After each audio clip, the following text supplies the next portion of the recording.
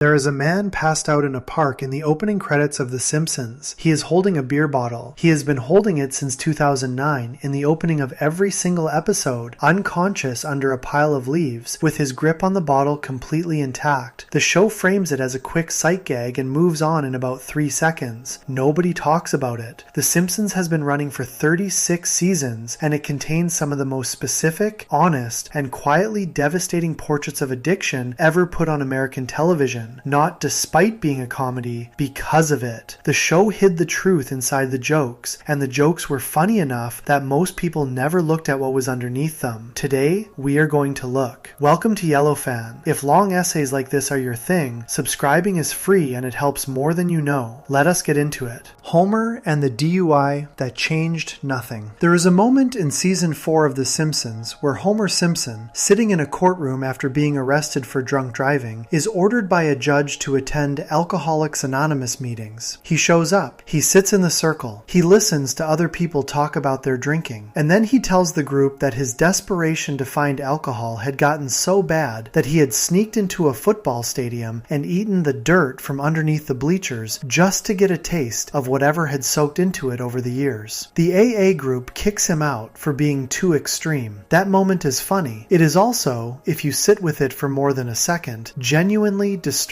Homer did not say that as a joke. He said it as a confession. He had gotten low enough that stadium dirt felt like a reasonable option, and the show plays it for a laugh, moves on, and never brings it up again. That is The Simpsons in one scene. That is the whole trick. The episode is called Duffless. It aired on February 18th, 1993, during season 4, and it was written by David M. Stern. The plot is simple. Homer sneaks out of work to go on a tour of the Duff Brewery with his friend Barney. At the brewery, Barney drinks a huge amount during the free samples portion of the tour. Homer drinks far less. On the way out of the parking lot, police officers who have been waiting outside the brewery pull them over. Homer passes a field sobriety test. He touches his nose, says the alphabet, balances on one foot, does everything right. The officers tell him he is free to go. Then Barney, out of spite for not being allowed to drive, tells the cops to give Homer a breathalyzer. The breathalyzer catches him. Homer gets arrested, loses his driver's license, and is ordered to attend both traffic school and Alcoholics Anonymous meetings. Barney, who is visibly and dramatically more drunk than Homer, is allowed to drive away. That detail matters. Barney drives away drunk with the blessing of the police while Homer gets arrested. The show does not comment on this. Nobody in the episode remarks on how backwards that is. It just happens, because in Springfield, that is how things work. The town drunk gets a pass because everyone already knows he is the town drunk, and Homer gets caught because a vindictive friend wanted the last word. When Marge finds out what happened, she sits Homer down and asks him a series of questions. Do you drink in the morning? Does your drinking ever cause problems at work? Have you ever promised to stop drinking and then broken that promise? Homer cheerfully answers yes to every single one of them. He is not embarrassed. He is not defensive. He is happy, almost proud, because in his mind, these are just facts about himself, no different from liking donuts or hating exercise.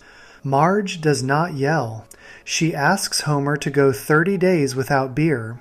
What the episode does with that 30-day period is worth paying close attention to, because most shows would use it to tell a story about growth. A character gives up something they rely on, they struggle, they learn something about themselves, they come out changed. Duffless does that story, but it also quietly refuses to let it mean what it normally means. Homer does get smaller around the stomach. He does save over $100. He does notice things he had never noticed before. That baseball games are boring without a beer in your hand. That a Tupperware party is almost impossible to survive sober. That the world looks and feels different when you are not using alcohol to smooth the edges off of it. These are real observations. They land as real because the writers, at this point in the show's run, were not willing to fake the emotional content. But the ending is where the episode reveals exactly what kind of show The Simpsons actually is, at least when it comes to Homer and his drinking. The 30 days end. Marge is proud of him. Homer has kept his word, and Marge tells him that just because the month is over does not mean he has to immediately go back to drinking. Homer goes to Moe's anyway, because that is who he is. He sits down, Moe pours him a beer, and Homer looks at the other people at the bar, at Barney slumped over the counter, at the regulars who have given their whole lives to that bar stool, and something in his face changes. He pushes the beer aside. He goes home. He picks up Marge and they ride a bicycle into the sunset together, singing a song. It is a genuinely sweet ending. It also means absolutely nothing in the larger context of the show, and the people who made the show knew that when they wrote it. Homer is back to drinking in every episode that follows, not as a background detail, as a central part of who he is. The show treats his love of Duff beer as one of the most fundamental things about him, the same way it treats his love of donuts or his relationship with his family. Beer is what saved him from brainwashing in one episode. Beer is what made him a folk hero as a bootlegger in another. According to one episode, Homer was drunk when Bart was conceived. Duff beer became so tied to the identity of the show that when The Simpsons did a crossover episode with Family Guy years later, Duff was used as the stand-in symbol for the whole series. This is not an accident. The people writing the show understood exactly what they were doing. Beer is not a habit Homer has. It is part of his DNA as a character. Duffless is the one episode where the show admitted, clearly and directly, that Homer is an alcoholic. Not someone who drinks a lot, not someone who enjoys beer, an alcoholic, by every clinical definition the episode quietly walks through in the scene where Marge asks him her questions. And then the show acknowledged that truth and kept him exactly the same, because changing him was never actually an option. There is something worth sitting with in that choice. Most television shows about families work hard to present their central characters as basically functional people who occasionally mess up but ultimately care about doing the right thing. Homer cares about doing the right thing. He loves his family. That much is always clear. But he is also, in any honest reading of his behavior across the run of the show, a man whose relationship with alcohol meets every standard definition of dependency. He thinks about beer constantly. He prioritizes it over other things. When he is denied it, he goes to extreme lengths, including, as we have already established, stadium dirt, to get something close to it. When the 30 days are over, he returns immediately. The episode also does something with the Duff Brewery itself that deserves attention. The brewery is presented as a cheerful, tourist-friendly place. The tour is fun, the free samples are plentiful.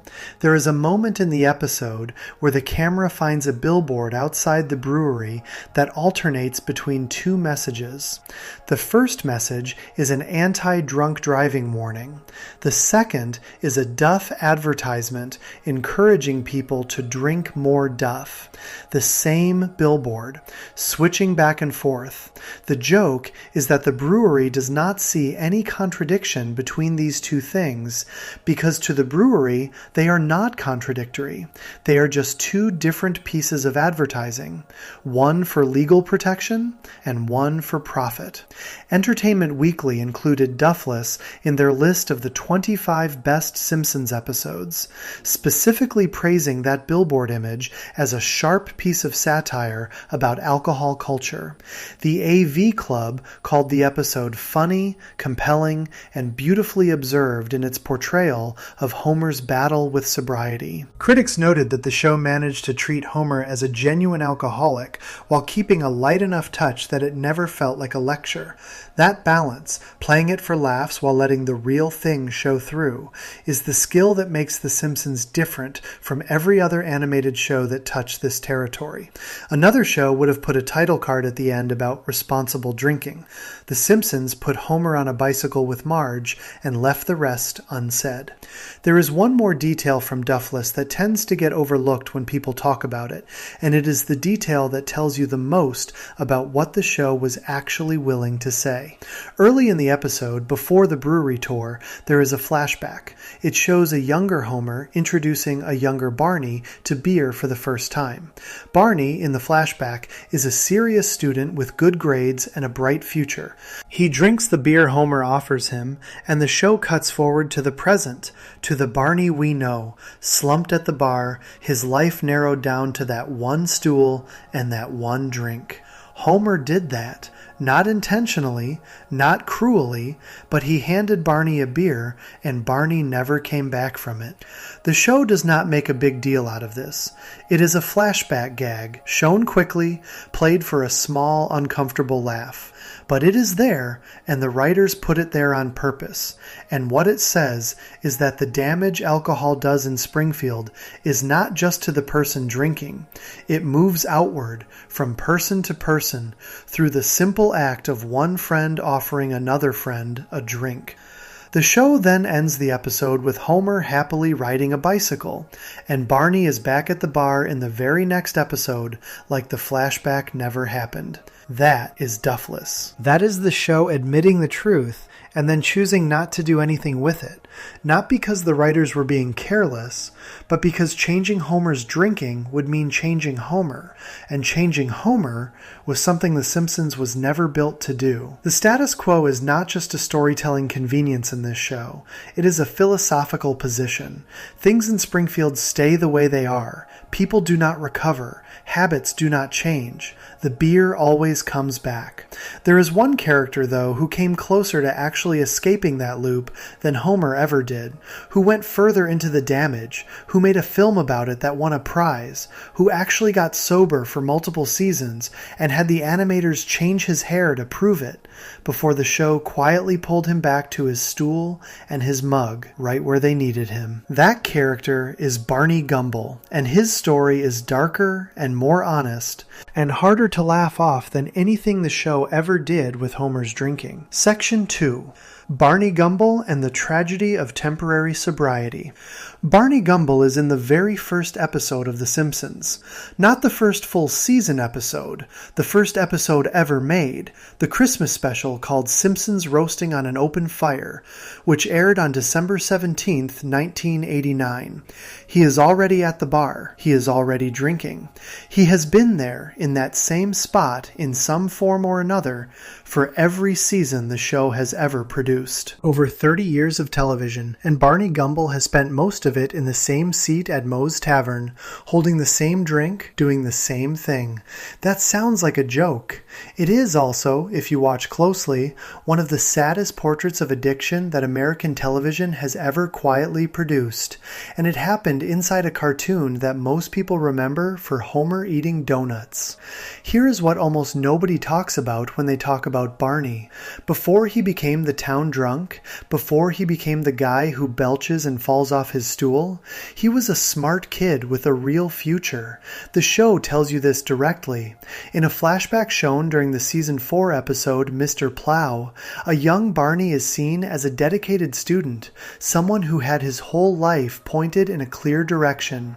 He had plans, he had potential, he was, by every indication the show gives, going to be fine. Then Homer handed him a beer. That is not a metaphor, that is the actual story the show tells.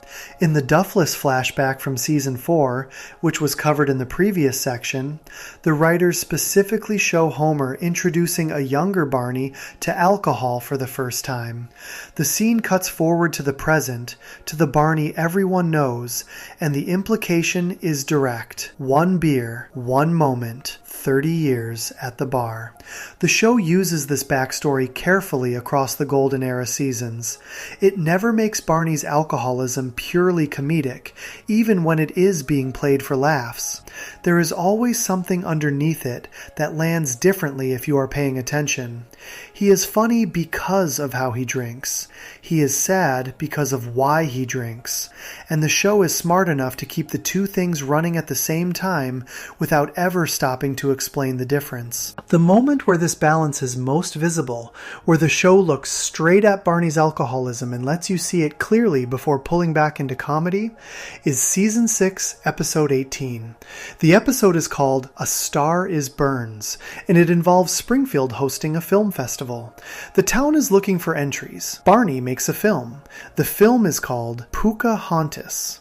It is a short black and white movie that Barney made about his own life, about his alcoholism, about the loneliness that comes with it, and the failed attempts to get better, and the specific quiet misery of knowing exactly what is wrong with you and being unable to change it. The show does not describe the film in those terms. It lets you watch a brief clip of it, played straight, in a style that clearly parodies serious artistic films. But the parody works in two directions at once. Yes, it is funny that Barney made a pretentious art house film. It is also genuinely moving. The film ends with a title card that reads, "Don't cry for me, I'm already dead." Barney wins the film festival with it. His prize is a lifetime supply of Duff beer. The show lets that land without comment. Barney wins an award for making an honest portrait of his own destruction, and his reward is more of the thing that is destroying him. The system that benefits from his dependency congratulates him and then hands him everything he needs to stay dependent. That is not an accident. The writers at this point in the show knew exactly what they were doing. They were describing how addiction actually works, how the environment around a person in that situation does not help them out of it, often makes it worse, and occasionally rewards them for staying exactly where they are. The film festival episode is from Season 6. Barney does not actually get sober until Season 11. In between those two seasons, the show keeps doing a specific thing with him that is worth naming clearly, because it is the setup for everything that follows. Again and again across those middle seasons, Barney temporarily sobers up inside an episode, accomplishes something remarkable while sober, and then relapses by the end of the same episode so the show can return to normal. This happens multiple times. In the Season 5 episode Deep Space Homer, Barney is selected over Homer for a NASA space program, because when Barney is sober and training properly, he is genuinely impressive, disciplined, capable, focused. He is going to go to space. Then he drinks non-alcoholic champagne at a celebration. The small amount of alcohol in it is enough to knock him sideways, and Homer gets the mission instead. The show plays it as a reversal joke. Homer wins, Barney loses, the audience laughs. But underneath the joke is the actual fact that Barney, when sober, is more capable than almost anyone around him. The alcoholism is not revealing who he really is, it is hiding who he really is. That distinction matters, and the show knows it matters, which is why it keeps returning to the same structure. Sober Barney is impressive, something small undoes it, the bar reclaims him. The episode that finally commits to Barney's sobriety, that actually lets it happen and stick, at least for a while, is Season 11, Episode 18, Days of Wine and Dozes. It was written by Dan Castellaneta, the actor who voices Homer, and his wife, Deb LaCusta. Castellaneta had first pitched a version of this story back during Season 4, the same season as Duffless, but it was turned down because the writers felt it was too similar to Homer's sobriety arc. The idea sat for 7 years before it was finally revived by showrunner Mike Scully and produced. The episode begins at Moe's Tavern. It is Barney's birthday, and Barney does not remember it. He was too drunk at his own birthday party to retain any memory of it. Moe shows him a video of the party, and Barney watches himself on screen. Loud, embarrassing, completely out of control, surrounded by people who are laughing at him rather than with him. He is not laughing when he watches the tape. He looks at himself and he recognizes something, and he decides to stop drinking. He goes to Alcoholics Anonymous. He signs up for helicopter flying lessons using a birthday coupon Moe had given him. He gets clean. The problem, and this is where the episode becomes more honest than almost anything the show had done with this material before, is that Homer does not know how to be Barney's friend when Barney is sober. Their entire friendship has been built on drinking together. Every shared experience, every late night, every conversation they have ever had has happened at Moe's Tavern with a drink in their hands. When Barney stops, Homer does not suddenly have a deeper friendship to fall back on. He has nothing. Worse than nothing, the other people at the bar decide that Homer is now the resident pathetic drunk, the role Barney used to fill, and Homer hates it. So Homer becomes resentful of Barney's sobriety. Not viciously, not cruelly, but in a small and honest way that the show captures accurately. He feels left behind. He feels like Barney has decided he is better than the people he used to drink with. The episode does not let Homer be entirely wrong about this, because getting sober does change how you see your old life. And Barney is changed, and the friendship has to figure out what it is now without the thing that held it together. The climax of the episode comes when Barney and a drunk Homer are flying a helicopter and have to rescue Bart and Lisa from a forest fire on Mount Springfield. They land on a bridge. A Duff beer truck stops just short of them and spills its cargo, cans rolling everywhere, beer soaking the road. Barney reaches for one. He tells Homer he needs it. He cannot fly the helicopter without it. Homer stops him. And then Homer picks up the cans himself and drinks all 6 of them so Barney cannot. Homer drinks a 6-pack of beer to protect Barney's sobriety. That is the most generous thing Homer does in the episode, and it works, and they save the kids. The ending of the episode is Barney walking away from alcohol, but the show adds one more detail. Barney's new drink of choice is double tall mocha lattes from a coffee cart outside Moe's. The camera pulls back to reveal that the coffee cart belongs to Moe. Moe, who profits from Barney's dependency, has simply shifted the product. The addiction is transferred from alcohol to caffeine, and Moe is still getting paid. The final shot of the episode is Moe standing triumphant next to his cart. That is the show making a real argument inside a cartoon. The argument is that the system around an addicted person does not want them to get better. It wants them to keep buying. Moe is not evil. He is just a businessman whose business depends on Barney staying dependent on something. When Barney stops drinking, Moe does not celebrate his friend's recovery. He opens a coffee cart. Barney stays sober for a few seasons after days of wine and dozes. The animators made visible changes to the character to mark this. They straightened his hair, which had always been wild and unkempt, and Castellaneta changed the voice, removing the slur he had always used to signal that Barney was drunk. For a while, Barney was a genuinely different character. He was becoming a real helicopter pilot. He was doing things. He was, against all the odds the show had stacked against him, getting out. Then the show quietly put him back at the bar. In Season 13, Episode 19, called The Sweetest Apu, Homer pressures Barney into drinking. Barney relapses. By Season 14, Episode 12, called I Am Spelling as Fast as I Can, the show confirms the relapse openly. Barney is back to where he was. The hair is messy again. The voice is slurred again. The stool is his again. This has happened multiple times since. Season 36 alone contains 2 separate episodes about Barney's sobriety. One where he is a sober helicopter pilot again, and one where he sobers up with the help of a medication that is clearly meant to be a parody of Ozempic. He sobers up and relapses within the same season. The show keeps returning to this loop because it is the most honest thing it can do with the character. Recovery from alcoholism is not a single decision that fixes everything. It is an ongoing process with failures built into it.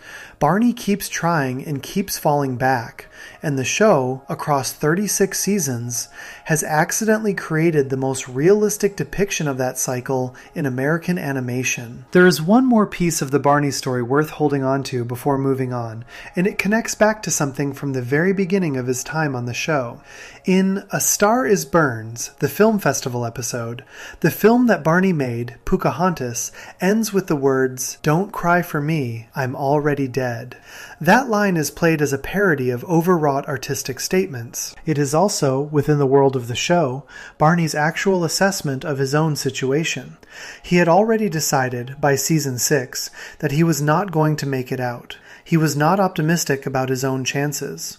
He made a film about being trapped, and he titled it with the idea that he was already gone. Then he won an award for it, and got more beer, and years later he actually did try to get out. He went to the meetings, he changed his hair, he learned to fly helicopters. He almost made it, and then the show needed him back at the bar, so back he went. It is tempting to read this as the writers being careless with a character they had built into something worth caring about, but there is another way to read it. The Simpsons, across its entire run, has used Barney's alcoholism to show something that almost no other comedy show has been willing to show, that getting better is not a story with a clean ending, that someone can have real talent and real intelligence and still spend their life at a bar, that the people around them, the Moes, the Homers, are not villains, but they are also not equipped to actually help, and that the system, whether it is selling beer or coffee, is always going to find a way to keep the money coming in. Barney laughs, he belches, he falls over, and somewhere underneath all of that, across 36 seasons and counting, the show has been quietly telling a story about a man who cannot get free. Before we move on, if you're enjoying this analysis, please consider subscribing. It helps the channel tremendously. Automan has been driving the children of Springfield to school the entire time Barney's been trying to recover, and the things that have been found in Otto's system would make Barney's bar tab look like a glass of water. Section 3. Automan, the drug user who drives the children to school. There is a job in Springfield that requires you to be responsible for the physical safety of dozens of children every single day. You pick them up from their homes in the morning. You drive them to school. You drive them back. You are the person in control of a large moving vehicle while those children are sitting inside it, trusting that you know what you are doing and that you are in a condition to do it. That job belongs to Otto Man. Otto has been seen smoking marijuana on screen in multiple episodes. His urine sample, submitted when he applied for a job as a prison guard, contained crack, smack, uppers, downers, outers, inners, horse tranquilizers, cow paralyzers, blue bombers, green goofers, yellow submarines, and LSD Mach 3. The only reason he passed the drug test was because he looked at his own sample, recognized immediately that it was disqualifying, and swapped it with Homer's. He attends Alcoholics Anonymous meetings, where he introduces himself by saying, "My name is Otto, and I love to get blotto." He has hallucinated while driving. He has been confirmed by Principal Skinner to have been operating the school bus while on drugs on at least one occasion. He once met Metallica when their tour bus broke down, and his first thought was to ask himself whether he was on drugs, at which point a small green dragon on his dashboard confirmed that yes, he was, but that the band was real. He has crashed the school bus 15 times. There have been 0 fatalities. The show treats all of this as background detail. Otto is not a cautionary tale. He is not a villain. He is not even a source of particular concern for the parents of Springfield. He is just Otto, the cool guy, the heavy metal fan, the dude who calls everyone dude and plays guitar, and happens to be perpetually under the influence of something while responsible for the safety of children. That is the joke, and the joke works, and the fact that it works for 36 seasons without ever losing its shape tells you something very specific about how The Simpsons uses addiction and drug use as character flavoring rather than as a problem to be solved. Otto Mann was created by Harry Shearer, the actor who voices him. Shearer conceived the character as a deliberate portrait of a specific type of person who existed in the world of heavy metal music in the 1980s. Someone who played guitar, used drugs, held a low-level job, and was essentially a permanent teenager in an adult body. That was the original design. The character was built from the ground up as someone whose drug use was not incidental to who he was, but central to it. It is not that Otto does drugs. It is that Otto is a person defined by the lifestyle that includes drugs as one of its most visible features. This matters because it means the show never had to introduce Otto's drug use as a story development or a problem to be addressed. It was baked in from the beginning. By the time the audience met him, he was already this person, fully formed, and the show simply asked the audience to accept that and move on. Most of the time, the audience did exactly that. The episode that establishes the most about Otto as a character is Season 3, Episode 22, called The Otto Show.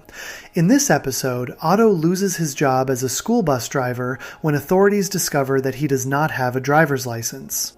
He does not have any license. He does not have any identification at all. He has been driving children to school for years without ever having been licensed to operate any vehicle. When confronted with this, Otto mentions that he has a record of crashing his bus 15 times without a single fatality, apparently offering this as evidence that he is doing an acceptable job. He gets evicted from his apartment during this same episode and ends up living with the Simpsons for a period of time. The episode also reveals that Otto has a remarkable talent for playing guitar. He can play left-handed, right-handed, right way up, and upside down. And the show makes clear that guitar is genuinely the thing he cares about most in his life. He spent his entire high school career doing nothing but playing guitar. School did not interest him. Conventional ambition did not interest him. The guitar was the plan, and the plan never changed, and the world did not accommodate it. So Otto ended up driving a school bus in Springfield. That context matters. Otto is not just a drug joke. He is a person whose life went in a specific direction because his real talent never connected with any path that could support it. The drugs were part of a broader picture of someone who opted out of the world that was offered to him and built a smaller, messier world that felt more like his own. The Simpsons does not explain this directly. It just puts the details in front of you and trusts that you can assemble them.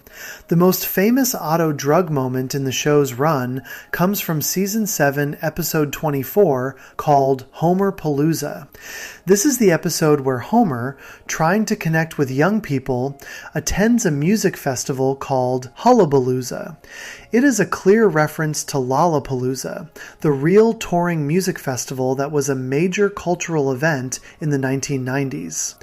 During the festival, Bart and Lisa are standing in a crowd and sniffing the air. Bart asks what that smell is. Lisa says it smells like Otto's jacket. That line is the show at its most efficient. It uses Otto's reputation as the established stoner to make a joke about the smell of marijuana at a music festival without ever saying the word marijuana, without showing anything, without making any of it explicit. The audience already knows what Otto's jacket smells like, because the audience already knows who Otto is. The joke lands because 3 seasons of character building have done the work in advance. Later in the same episode, at a Peter Frampton concert, Otto has a hallucination in which his shoes start talking to him. The show presents this as a consequence of his drug use. Peter Frampton is performing. Otto's shoes have opinions about it. This is played as a brief visual gag, not a crisis. Just another Thursday for Otto, another night where whatever he took is doing something unusual, and he is rolling with it. The urine sample episode is Season 16, Episode 14, called The 7-Beer Snitch. Homer and Otto both apply for jobs at a new prison facility that Mr. Burns is opening in Springfield. Both of them have to submit urine samples as part of the application process. When Otto looks at his own sample, the show depicts the inside of the sample container as a swirling, multicolored landscape that looks like a scene from a psychedelic cartoon, a direct reference to the 1968 animated film Yellow Submarine. The list of substances the show then reads out: crack, smack, uppers, downers, outers, inners, horse tranquilizers, cow paralyzers, blue bombers, green goofers, yellow submarines. LSD Mach 3 is delivered as a quick joke by a character reading from a report. The list is long enough that by the time it ends, the joke has shifted from shocking to absurd to almost impressive. Otto swaps his sample with Homer's. Burns calls Homer in and reads him the list of everything apparently in his system. Homer is baffled. Otto keeps his job driving the children to school. The Simpsons movie, released in 2007, includes a scene where Otto is seen using a bong. This is not a quick background detail.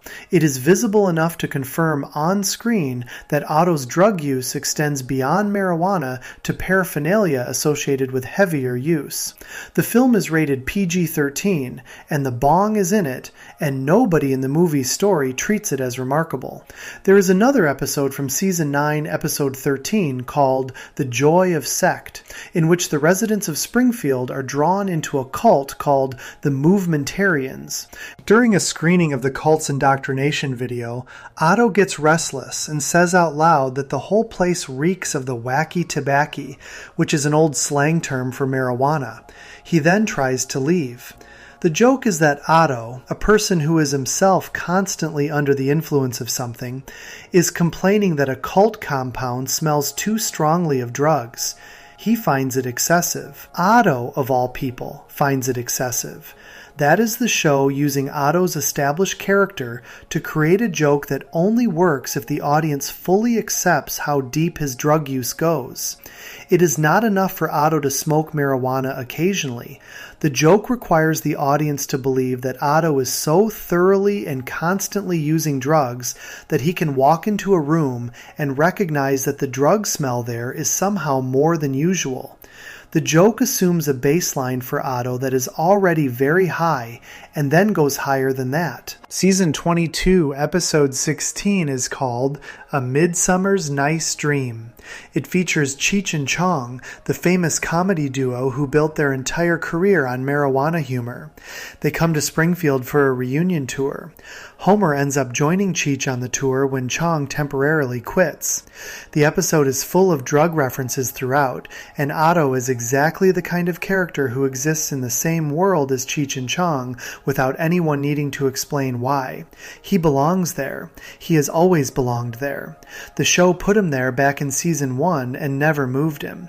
What makes Otto different from Barney and Homer in terms of how the show handles his substance use is the complete absence of any consequences that the show takes seriously. Barney's alcoholism costs him his potential, his relationships, his dignity, and the show at least acknowledges those costs, even when it plays them for laughs. Homer's drinking gets him a DUI, a month of sobriety, a moment of real reflection, and then a return to the bar. But the show at least went through those motions.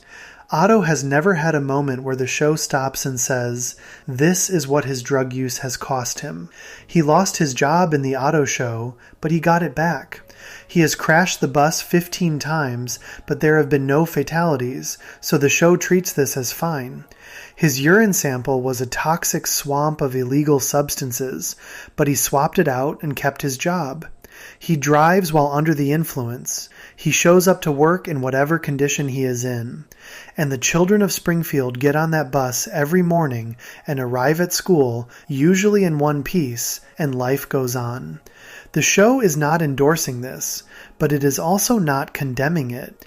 It has made a very specific choice to present Otto's drug use as a fixed feature of the Springfield landscape, something that is simply there, like Moe's Tavern, or the nuclear plant, or the fact that Principal Skinner still lives with his mother. These things exist. The show accepts that they exist. Nobody is going to do anything about them. There is something in that choice that says more about how The Simpsons understands its own world than almost anything else. Springfield is not a place where problems get fixed. It is a place where problems become part of the furniture. Otto has been using drugs for the entire run of the show, and the children have been safe. And so the town has decided that this is acceptable. The acceptable thing is just the thing that keeps happening without anyone stopping it. The joke about Otto's jacket smelling like drugs is one of the most quoted Simpsons lines among people who grew up watching the show. Many of them were children when they first heard it. Many of them heard it without fully understanding what it meant. The same way they heard dozens of other Simpsons jokes that were operating on a frequency slightly above their age group. They laughed because Bart and Lisa were making a face. They did not know yet that they were laughing at the idea of the man responsible for driving them to school showing up to work stoned. Some of them figured that out later. Some of them figured it out and thought it was even funnier. Some of them figured it out and felt something more complicated. The Simpsons was always doing both things at once. That is the whole trick. The children in the audience got one joke, the adults got another. Otto drove everyone home safely either way. Before we move on, if you're enjoying this analysis, please consider subscribing. It helps the channel tremendously. While Otto has been running the school bus on whatever was in that sample, Homer Simpson has been prescribed something by an actual doctor. Something legal, something documented, something the show went back and forth with the network for months about whether they were even allowed to put on television. And what happened when Homer got his prescription is one of the strangest, funniest, and most carefully constructed episodes the show ever made about what drugs actually do to a person. Section 4. Homer's Medical Marijuana and the show's most nuanced drug episode. In the spring of 2002, The Simpsons aired an episode about medical marijuana. This was not a small decision. Fox, the network that broadcasts the show, was deeply uncomfortable with the idea. The writers had to fight to get it made, and even after it was approved, the network insisted on specific changes to how certain things were shown on screen. The episode nearly did not happen at all. It happened anyway, and what the show did with it was more careful, more honest, and more genuinely thoughtful than almost anything else the show has ever done about drugs. The episode is Season 13, Episode 16, called Weekend at Burnsies.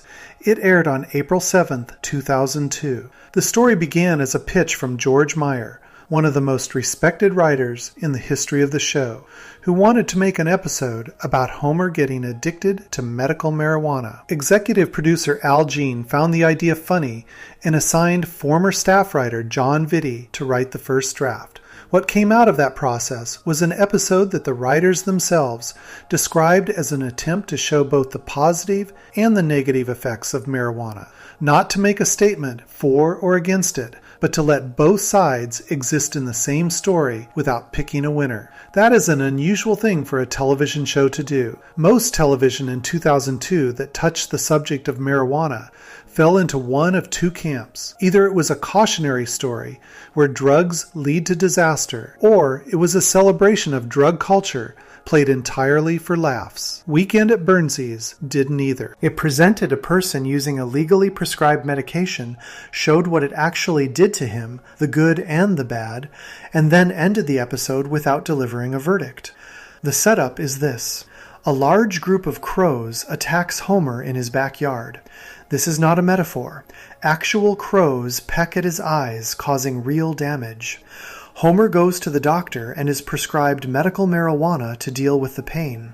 He goes home and tries it for the first time in his bedroom. The smoke drifts down the stairs and into the living room where Marge, Bart, and Lisa are sitting.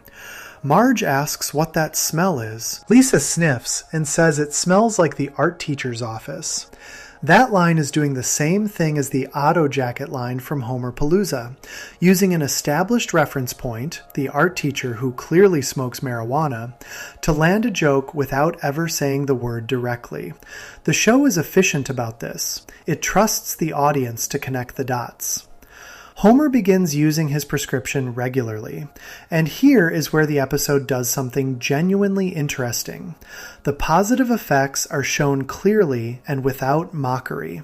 His eye pain goes away. His mood improves. He becomes more relaxed and more pleasant to be around. He starts appreciating music more deeply, enjoying food more, finding things funny that he would normally ignore. These are presented as real benefits, not as delusions or embarrassing side effects. Homer is, by any honest measure, doing better on this medication than he was doing off it. This was unusual for 2002 television. Two academics from the University of Washington, Robert Stevens and Roger Rothman, wrote a guest column in the Seattle Times after the episode aired, praising it specifically for this.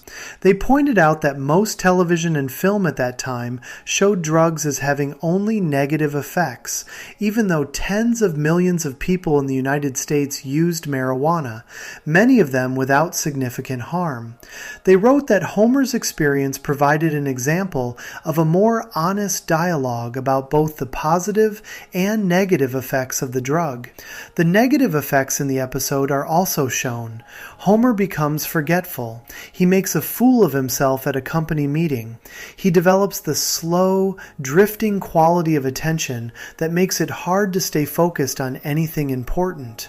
These are presented honestly too, not exaggerated into horror, not played as comedy that makes the drug look harmless. The show holds both truths in the same hand and does not crush either of them. The plot that grows out of Homer's medication is one of the stranger premises the show ever constructed. Because Homer is relaxed and giggly from his prescription, he starts finding Mr. Burns funny. Mr. Burns, who is one of the most powerful and terrifying figures in Springfield, has always told old-fashioned jokes that nobody laughs at. They are bad jokes, relics from a much earlier era, and every person in the room is usually too frightened of Burns to tell him they are not funny. Homer, who is on medical marijuana and therefore finds almost everything a little funnier than he normally would, genuinely cracks up at Burns's jokes. Burns, who has never had anyone respond to his humor with actual laughter, is delighted. He promotes Homer to vice president of the company. This is the show at its most absurdist. Homer becomes an executive because medical marijuana made him the only person willing to laugh at a very old man's very bad jokes. The joke is ridiculous. It is also, underneath the ridiculousness, a fairly sharp observation about how workplaces function, about how much of professional success depends not on ability, but on whether the person in charge feels appreciated by you. Fox's concerns about the episode centered on not wanting to be seen as promoting illegal drug use to young viewers. The compromise that was reached was specific. The show would not actually show Homer smoking his marijuana on screen. The smoke, the effects, the conversation about it, all of that could be in the episode, but the act itself would happen off-screen, behind a closed door, implied rather than shown. This is why the scene where Homer first uses his prescription cuts away before you see him actually inhale.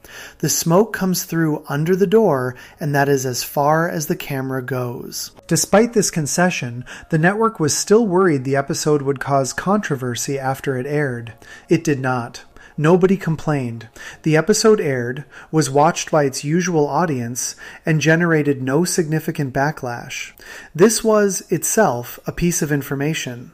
By 2002, the subject of medical marijuana was familiar enough to enough of the audience that an episode of a cartoon family show could address it without anyone feeling the need to write angry letters about it. Otto appears in this episode.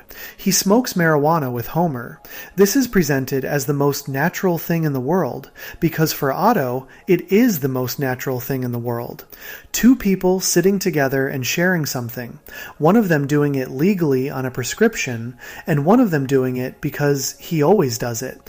The show does not draw a distinction between these two situations. Otto is not judged for doing illegally what Homer is doing legally. They are just two guys sitting together, and the episode moves on. The end of the episode involves the medical marijuana law being reversed. Springfield legalizes it and then almost immediately criminalizes it again. Homer's prescription is no longer valid. He has to stop. One of the writers of the episode, a man named Al Jean who was running the show at the time, made a specific statement about what the episode was actually arguing. He said, "The strongest statement the episode makes is that it seems ridiculous to legalize something and then criminalize it, to give people a right and then take it away. That," Gene said, "was the real target, not marijuana itself, not the people who use it, but the specific absurdity of a law that cannot decide what it is." This is important because it clarifies what kind of episode Weekend at Burnsies actually is. It is not an after-school special about the dangers of drugs. It is not a celebration of getting high. It is a satire of the legal and political process around drug legislation. The way governments move back and forth on these questions without consistency, leaving the people affected by those decisions in a constant state of uncertainty about what is allowed and what is not. Homer goes back to not having his prescription at the end of the episode. His eyes still hurt. The medication helped, and now he cannot have it.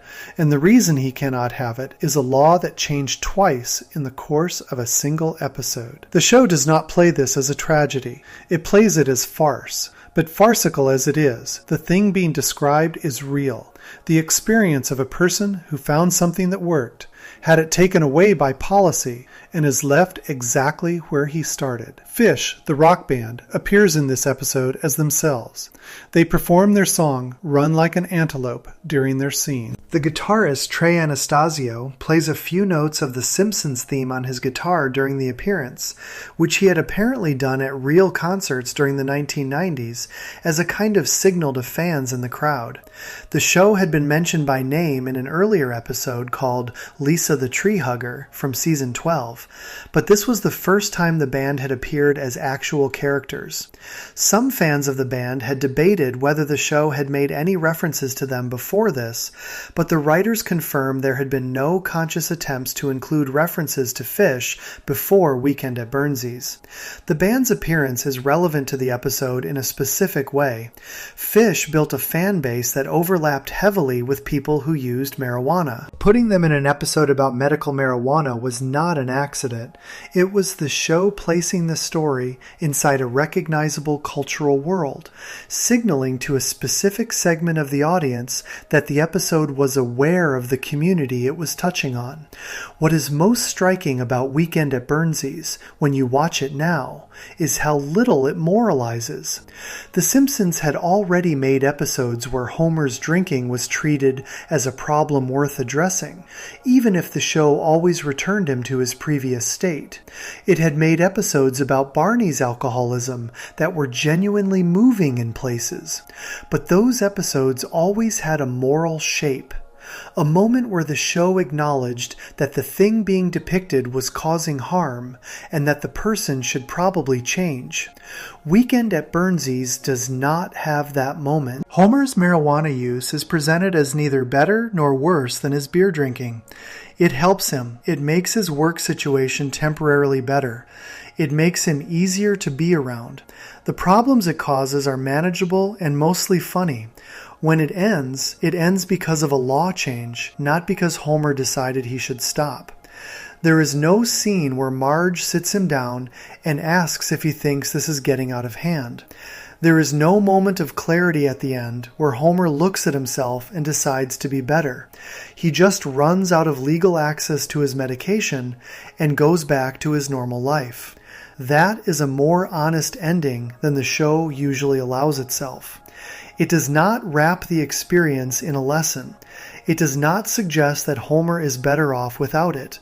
It just ends because the law ended it, and whether that law made sense is left as a question the episode raises but does not answer.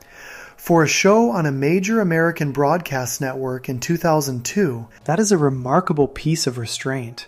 The show was trusted by enough of its audience and had earned enough credibility over 13 seasons that it could put a medical marijuana storyline on primetime television and end it without a moral. Most shows would not have tried. Most shows that tried would not have pulled it off. The Simpsons pulled it off because by season 13, it had spent years building a world where addiction and substance use were already part of the furniture. Homer drinks, Barney drinks, Otto drives the bus on whatever is in that sample.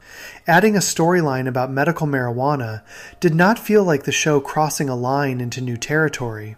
It felt like the show doing what it had always done, looking at something real about American life, putting it inside a cartoon, and letting the audience figure out what to do with it. __quote _3 __. The episode about medical marijuana is careful and balanced and surprisingly fair. But there is an episode from 3 seasons earlier that is not careful at all and is not trying to be balanced and is one of the funniest and most confidently written episodes about alcohol that American television has ever produced. It is the episode where the entire town of Springfield goes dry, Homer becomes a criminal, and the show delivers what one of its own writers called one of the best, most truthful statements it ever made. Section 5. Springfield goes dry. Alcohol as infrastructure. There is a billboard in Springfield that does 2 things at the same time. On one side, it warns drivers about the dangers of drunk driving. On the other side, it advertises Duff beer and encourages people to drink more of it. The billboard rotates between these 2 messages automatically, back and forth, with no apparent awareness that one of them directly contradicts the other. Nobody in Springfield comments on this. Nobody finds it strange. The billboard just keeps rotating, warning and advertising, because in Springfield, these 2 things have always existed in the same space without anyone feeling the need to choose between them.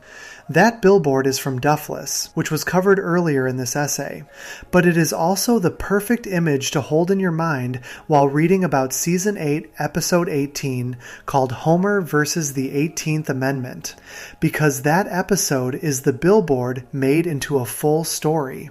It is the show taking the contradiction at the center of how Springfield relates to alcohol. We know it is a problem. We are never going to do anything about that. And building 22 minutes of television around it that ends with Homer raising a glass and saying the most honest thing the show has ever put in his mouth.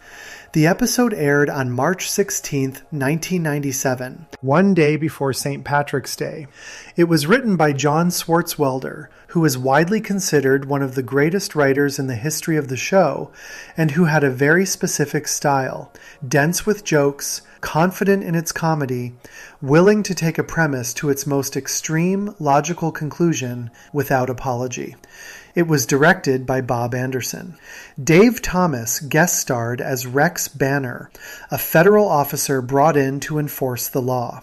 Joe Mantegna returned as Fat Tony, the leader of Springfield's organized crime operation.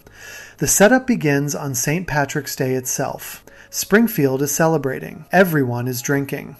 Bart shows up to the parade carrying a plastic novelty horn, the kind that you blow into and it makes a loud noise. A float carrying Duff beer passes by and sprays free beer into the crowd. Most of the beer goes into Bart's horn. Bart blows into the horn and gets a mouthful of Duff. He shows up to school drunk. This makes the local news.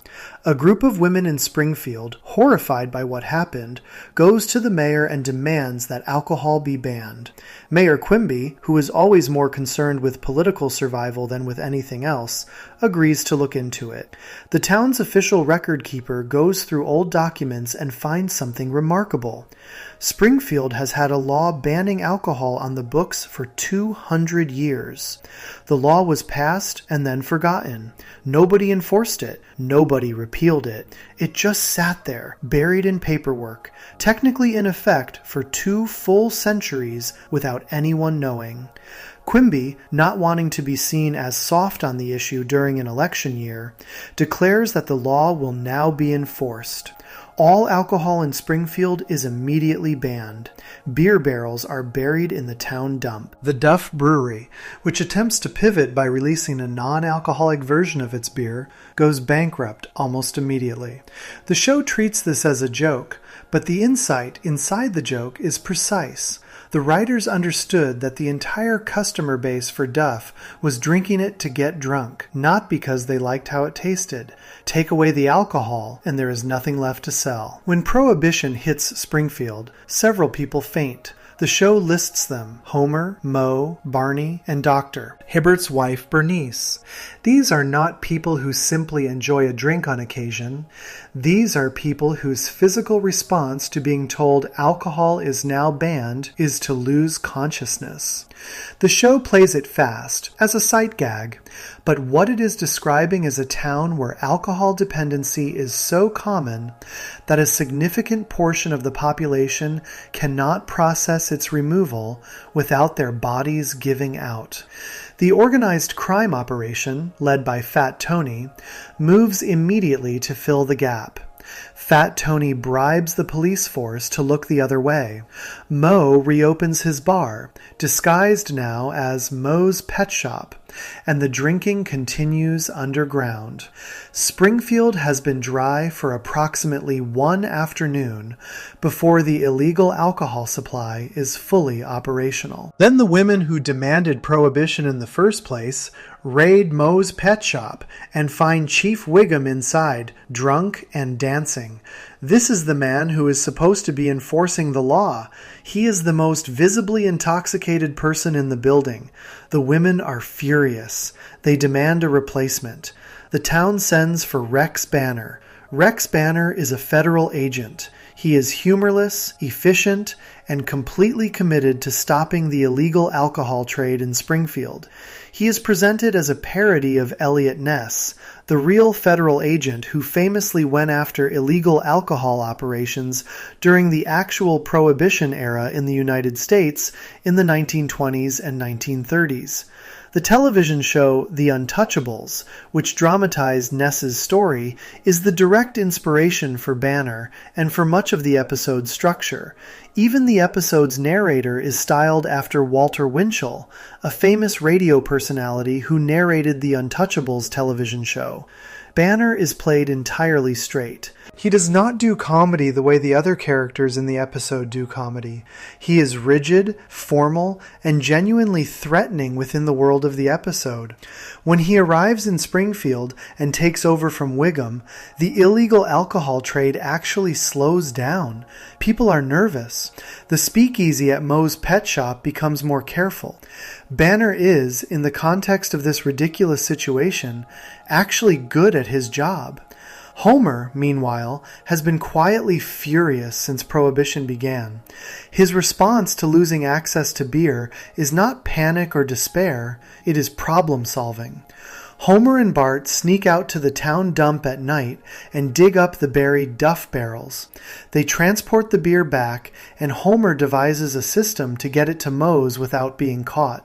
He pours the beer into the finger holes of bowling balls. He then deliberately bowls gutter balls at the bowling alley, which has been fitted with a hidden tunnel that sends the bowling balls directly to Moe's.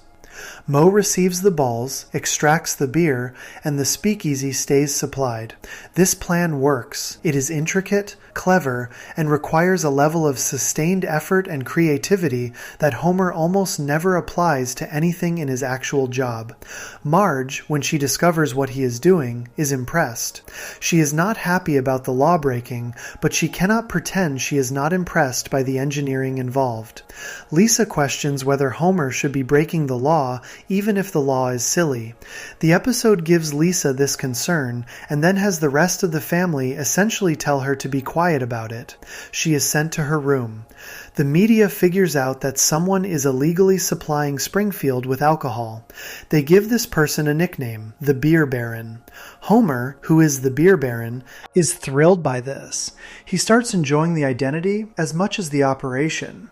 There is a sequence where Homer, as the Beer Baron, is moving through Springfield in dramatic fashion, while Banner pursues him, and the narrator describes the action in the exact style of the Untouchables television show. The episode has, at this point, committed fully to being a comedic version of a crime drama, and it does this without losing any of the jokes or the Springfield-specific absurdity around the edges. Banner cannot catch the Beer Baron because the entire town is protecting Homer. This is not because Springfield is full of criminals. It is because the entire town wants beer, and Homer is the person providing it. Moe knows. The regular drinkers at the bar know. The police officers know, because they are still taking bribes from Fat Tony. The Beer Baron's identity is, as the episode itself notes, effectively an open secret to the rest of the town, while Banner, the one person actively investigating, cannot see it. Eventually, Homer's homemade still explodes and sets him on fire. He stops bootlegging. A desperate and now unemployed Wiggum, who lost his job to Banner and has had to sell parts of his gun to feed his family, tries to rob Homer at gunpoint. Homer takes pity on him and allows Wiggum to turn him into the police. Homer confesses publicly to being the Beer Baron. He assumes he will receive a light punishment. The punishment is being launched out of a catapult. This is what the 200-year-old law specifies for the crime of violating prohibition. The punishment was written when the law was written, and the law is being enforced as written, so the punishment must also be enforced as written. Marge argues against this. Banner argues for it. Banner's argument is that the town does not get to choose which laws it follows and which it ignores. He makes this argument while standing on the catapult, at which point Wiggum launches him across town. With Banner gone, the old clerk pulls out the original document and keeps reading. He finds additional text that had not been noticed before. The Prohibition Law, it turns out, was repealed 1 year after it was enacted. 1 year. The law that has been enforced for the past several days was repealed 199 years ago. Homer is immediately freed. Mayor Quimby asks him to resume supplying the town with alcohol. Homer says he is retired from the bootlegging business. Fat Tony and the organized crime operation have the town fully restocked with alcohol within 5 minutes.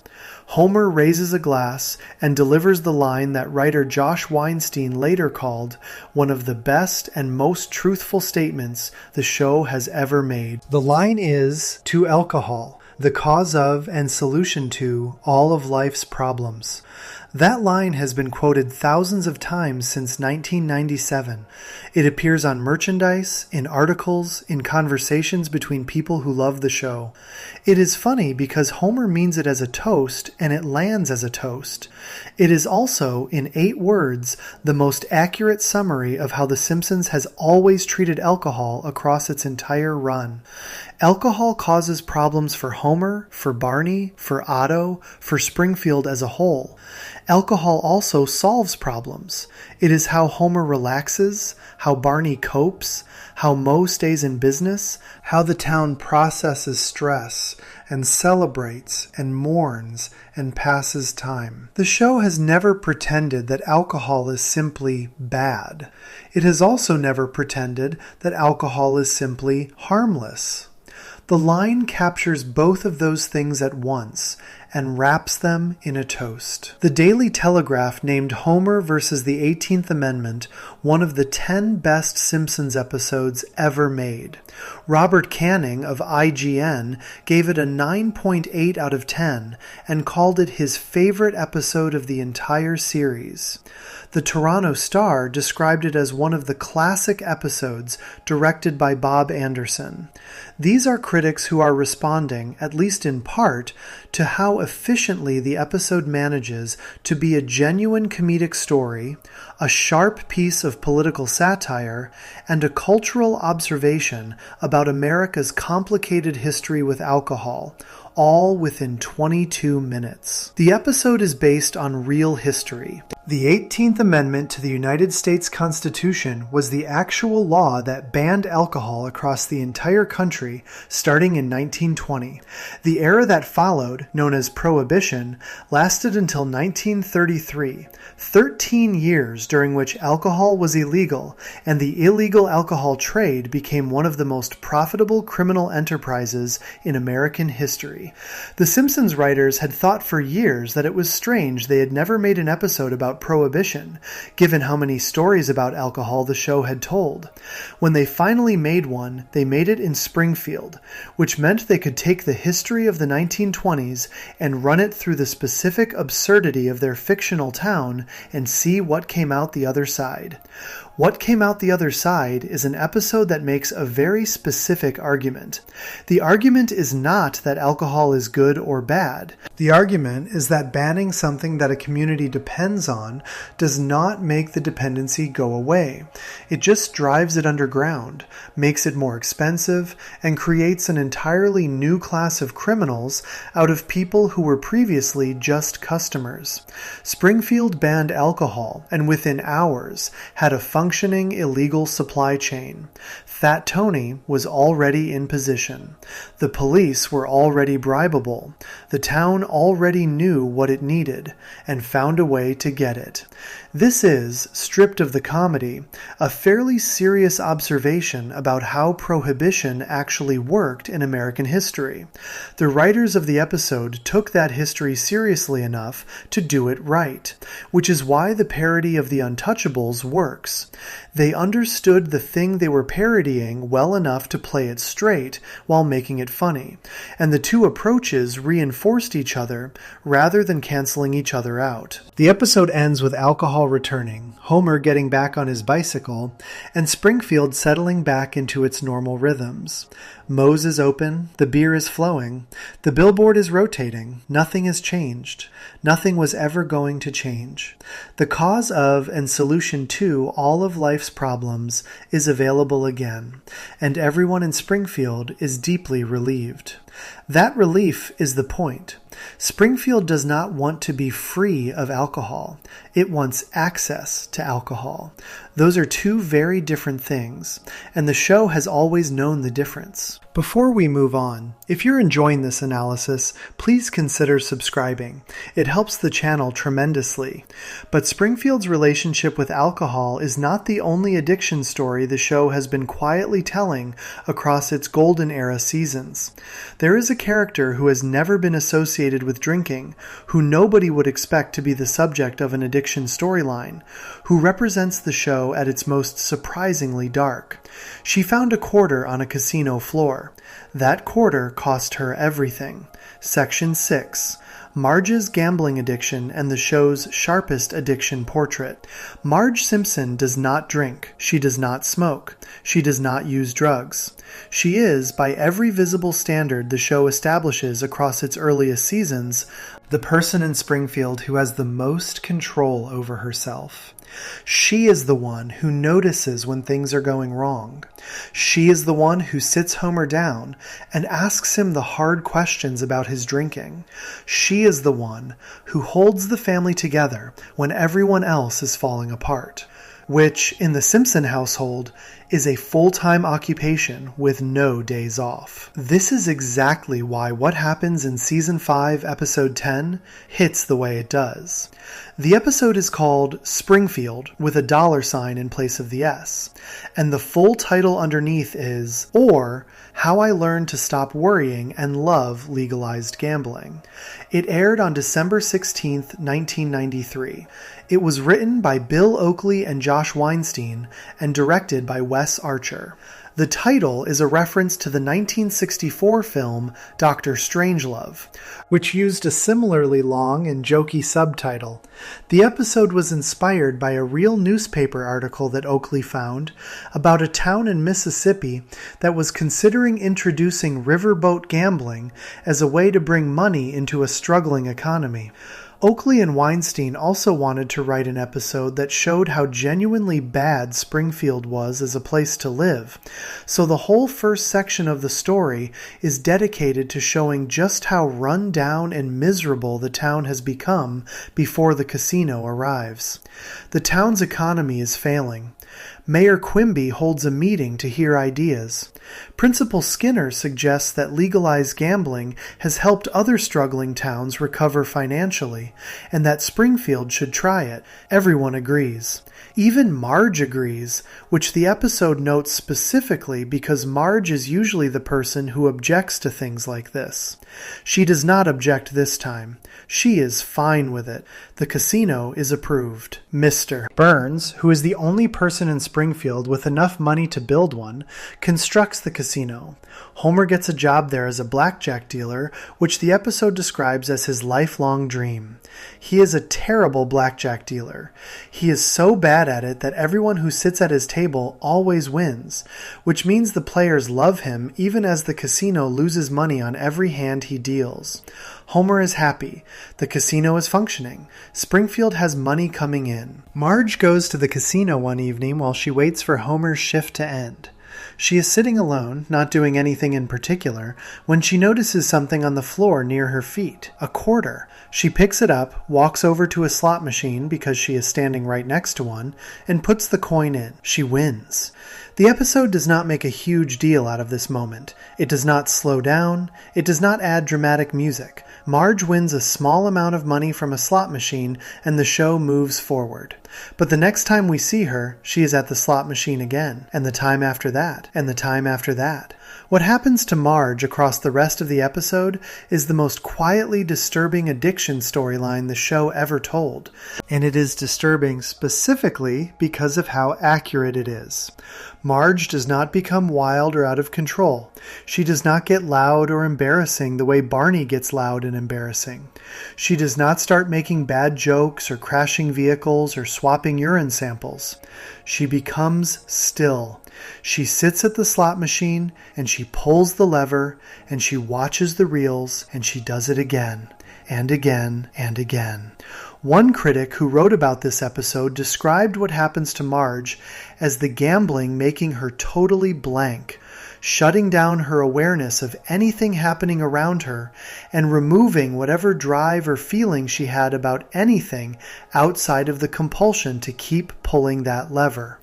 That description is accurate to what the show actually depicts. Marge is not chasing a high.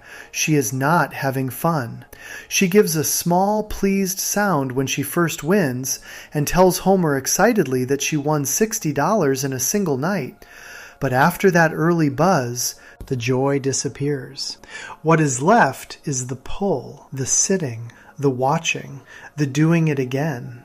This is the show describing what gambling addiction actually looks like for many people, and it is doing it inside a comedy episode, and it is doing it to the character who was specifically established as the most stable and in control person in the main cast.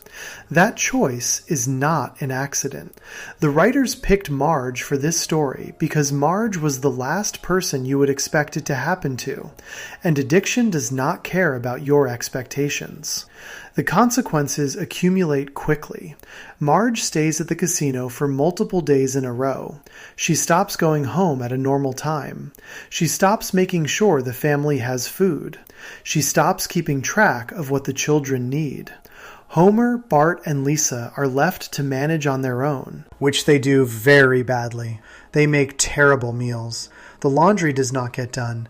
The house falls apart in the specific way that houses fall apart when the person who holds everything together stops holding everything together.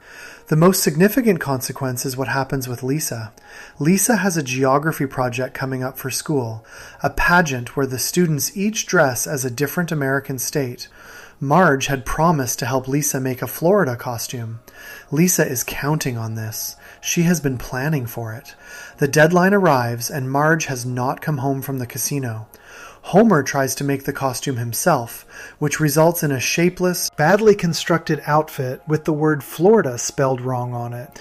Lisa cries. This is the moment that motivates Homer to act. Not the money being lost, not the house being a mess, not the meals being terrible. It is Lisa crying over a badly spelled costume that her father made because her mother was not there. Homer runs through the casino looking for Marge, creating enough of a scene that the security cameras catch him, and Mr. Burns demotes him back to his old job at the power plant. When Homer finds Marge and confronts her, something shifts. Marge looks at herself, at what she has been doing, and she acknowledges it. She has a problem. She agrees to stop. The episode ends with that acknowledgement, not with a recovery. The show does not give her a scene at a Gamblers Anonymous meeting. It does not show her throwing away her casino card or declaring that she is done forever. She admits the problem exists and agrees to stop. And the episode ends. This matters. The episode is honest about the limits of what 22 minutes of television can do with something real. A month of sobriety? The way the show handled Homer's drinking in Duffless would have been too neat. A tearful public confession would have been too much. What the show gives Marge is the most realistic possible endpoint for a single episode. A moment of honest recognition. She sees what she has been doing. She names it. She says she will stop. Whether she actually can is left unaddressed, because the episode knows that is not a question that gets answered in one conversation. There is a moment during the episode that the show places almost as a background joke, but that deserves to be read carefully. Barney, watching Marge at the slot machines, says that her gambling is a sign of very addictive behavior. He delivers this with genuine concern in his voice. He sounds like someone who recognizes the pattern because he has lived it himself. And then, immediately after saying this, he notices some cups on a nearby counter that have quarters in them. He assumes they are drinks. He grabs them and swallows the quarters. Then he belches them back up, looking confused, and the people around him collect their quarters from the floor. The joke is that Barney, the most committed alcoholic in Springfield, has just delivered a sincere and accurate observation about addiction, and then demonstrated his own by mistaking cups of quarters for alcohol and drinking them. The show puts these two things right next to each other, the insight and the absurdity, and in doing so, makes a point that lands harder than either one would have on its own. The person best positioned to recognize addiction in someone else is the person who is most deeply inside their own. Bill Oakley, one of the writers, talked about the casino storyline being inspired by real observations about the gambling industry. He noted that the episode, like the alcohol episodes, showed the industry itself doing nothing to address the harm being caused to people who were clearly in trouble. In the episode, when Marge is visibly at the slot machine for days at a time, a member of the casino staff, played by Smithers, notices her and makes a minimal effort to check on her, an effort so small and so quickly abandoned that it functions more as a legal formality than a genuine attempt to help. The casino is not in the business of stopping people from gambling. It is in the business of making sure they keep gambling. Marge is not a person in trouble to the casino. She is a customer. This mirrors almost exactly what the show did with Duff Beer and the rotating billboard. The industry that profits from the dependency does the minimum required to say it tried, and then it lets the person keep going. The billboard warns about drunk driving and advertises Duff in the same rotation. The casino employee checks on Marge and then walks away.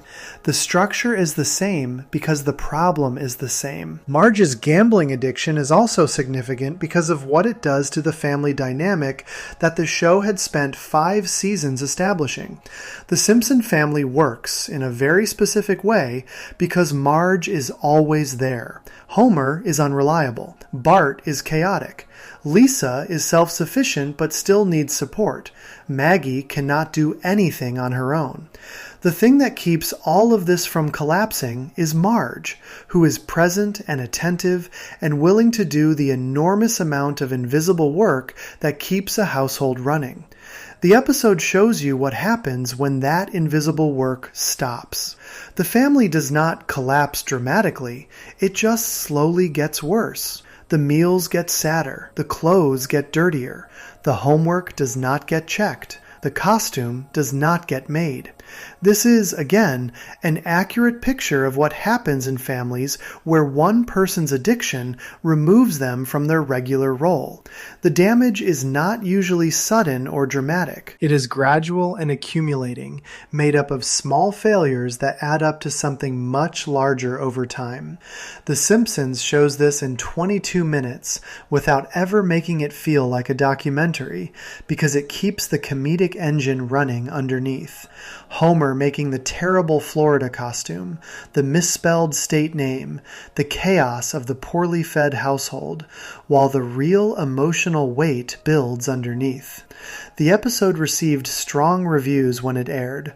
11 million households watched it, making it the highest-rated show on the Fox network that week. Critics praised it for finding the balance between the comedy and the genuine emotional content of Marge's storyline.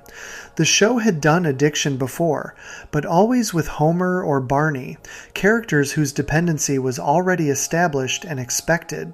Doing it with Marge, the character least expected to be vulnerable to it, gave the show access to something it had not been able to reach before. There is something the episode gets exactly right that most stories about addiction get wrong. It does not suggest that Marge is weak or stupid or a bad person. It does not suggest that she should have known better or that the warning signs were obvious and she ignored them. She found a quarter on a floor, put it in a machine, won, and the machine did what slot machines are designed to do. It rewarded her at exactly the right moment, in exactly the right way, to make her want to do it again. The system worked as intended. Marge was not uniquely vulnerable. She was just a person who happened to be standing next to a slot machine at the right moment for it to get its hooks in. That is what makes the episode still feel true after more than 30 years. Addiction does not require a specific kind of person. It requires a specific kind of moment. Marge had that moment, and the casino was there, and the quarter was there, and that was enough. Homer once hallucinated an entire spirit journey through the desert because of what he ate at a chili cook-off.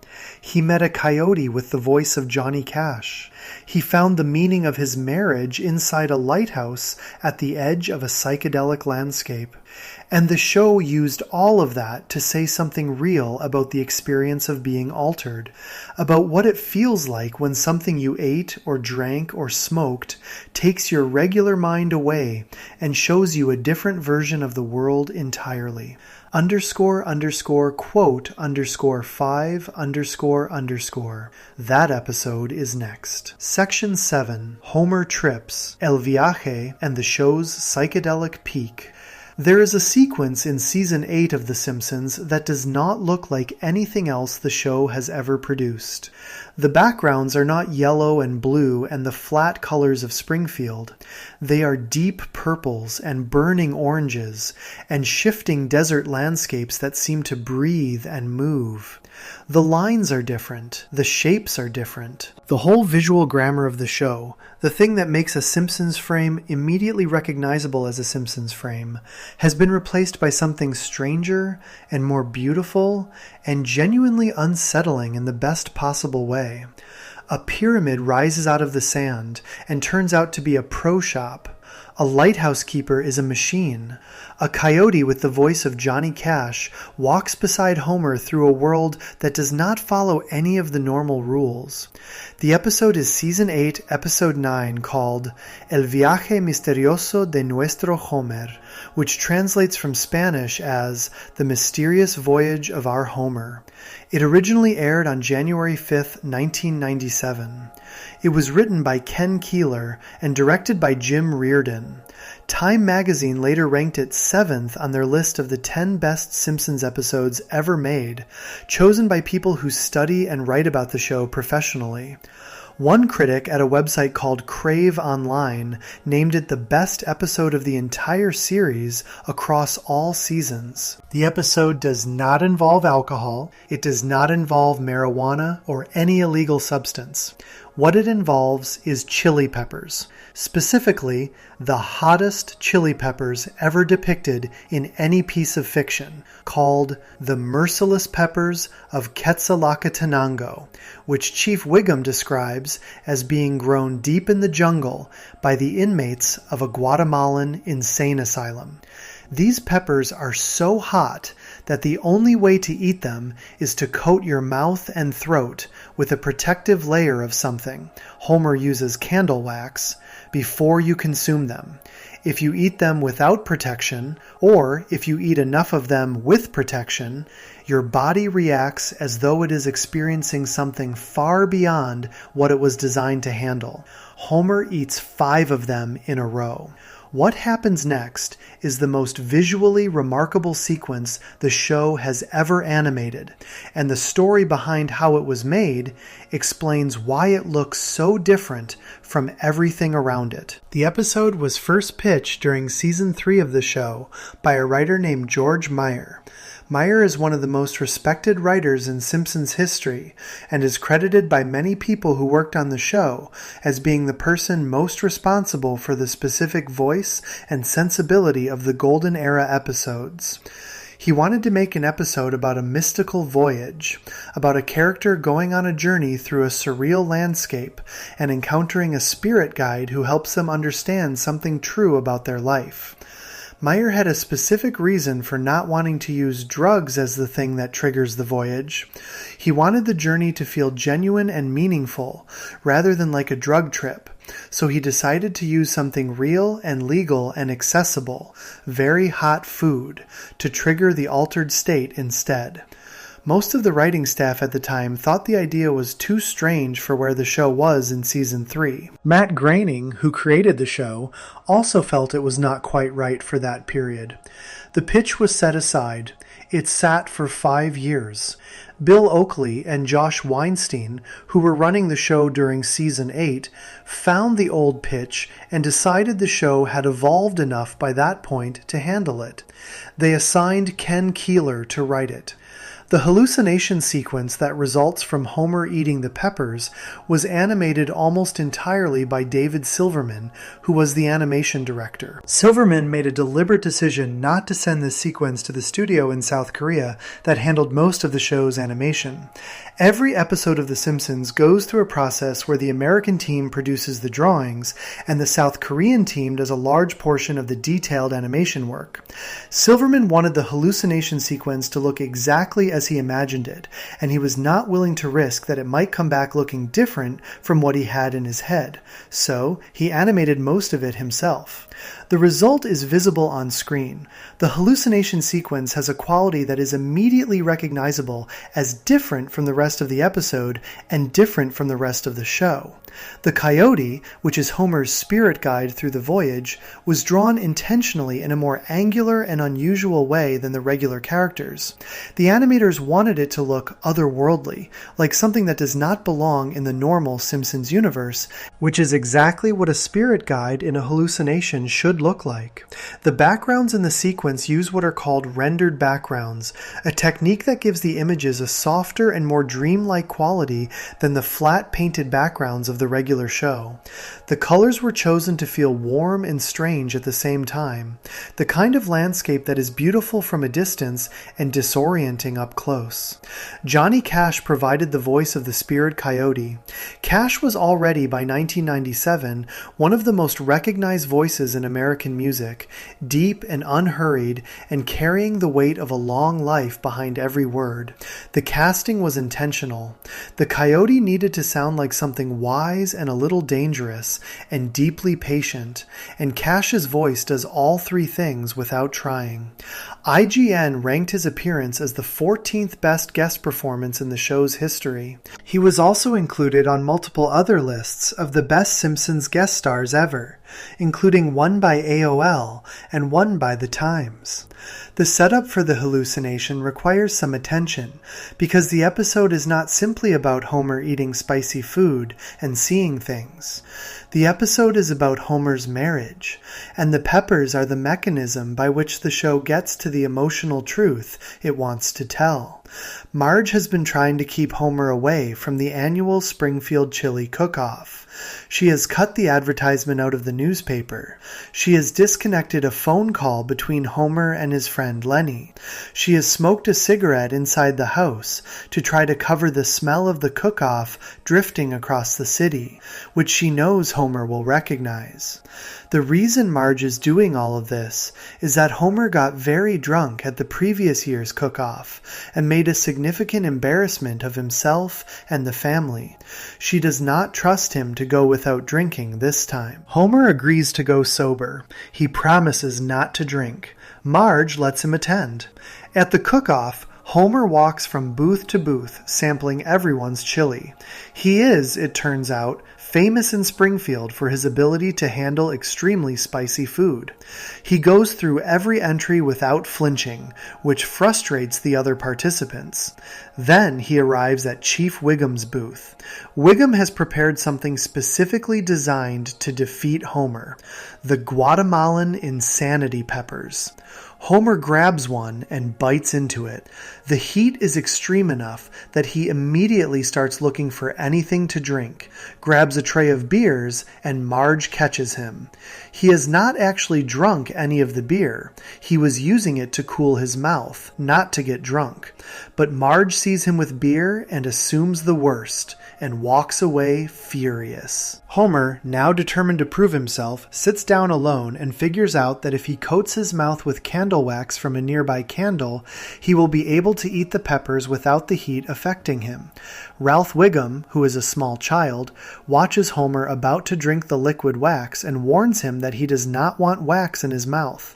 Homer looks at the candle and says, maybe he does, in a tone that suggests he has genuinely decided to consider it. He uses the wax as a coating instead of drinking it, goes back to Wiggum's booth, and eats 5 of the peppers whole. He defeats the peppers. His mouth feels nothing. Everyone around him is stunned, and then his stomach, which does not have the benefit of the wax coating, begins reacting to 5 of the hottest peppers in the world passing through it simultaneously. The noises his stomach makes are genuinely alarming. Homer runs out of the cook-off and into the open desert beyond Springfield, and the hallucination begins. What follows is a journey through a surreal landscape in which Homer encounters a series of images and experiences that are strange and beautiful and occasionally frightening. He sees the pyramid that turns out to be a pro shop. He sees a lighthouse in the middle of the desert. He encounters the coyote, who walks beside him and talks to him about his life. The coyote tells Homer he has a lesson to learn. Homer, predictably, immediately concludes that the lesson is to lay off the insanity peppers. The coyote tells him this is not the lesson. The coyote tells Homer to find his soulmate.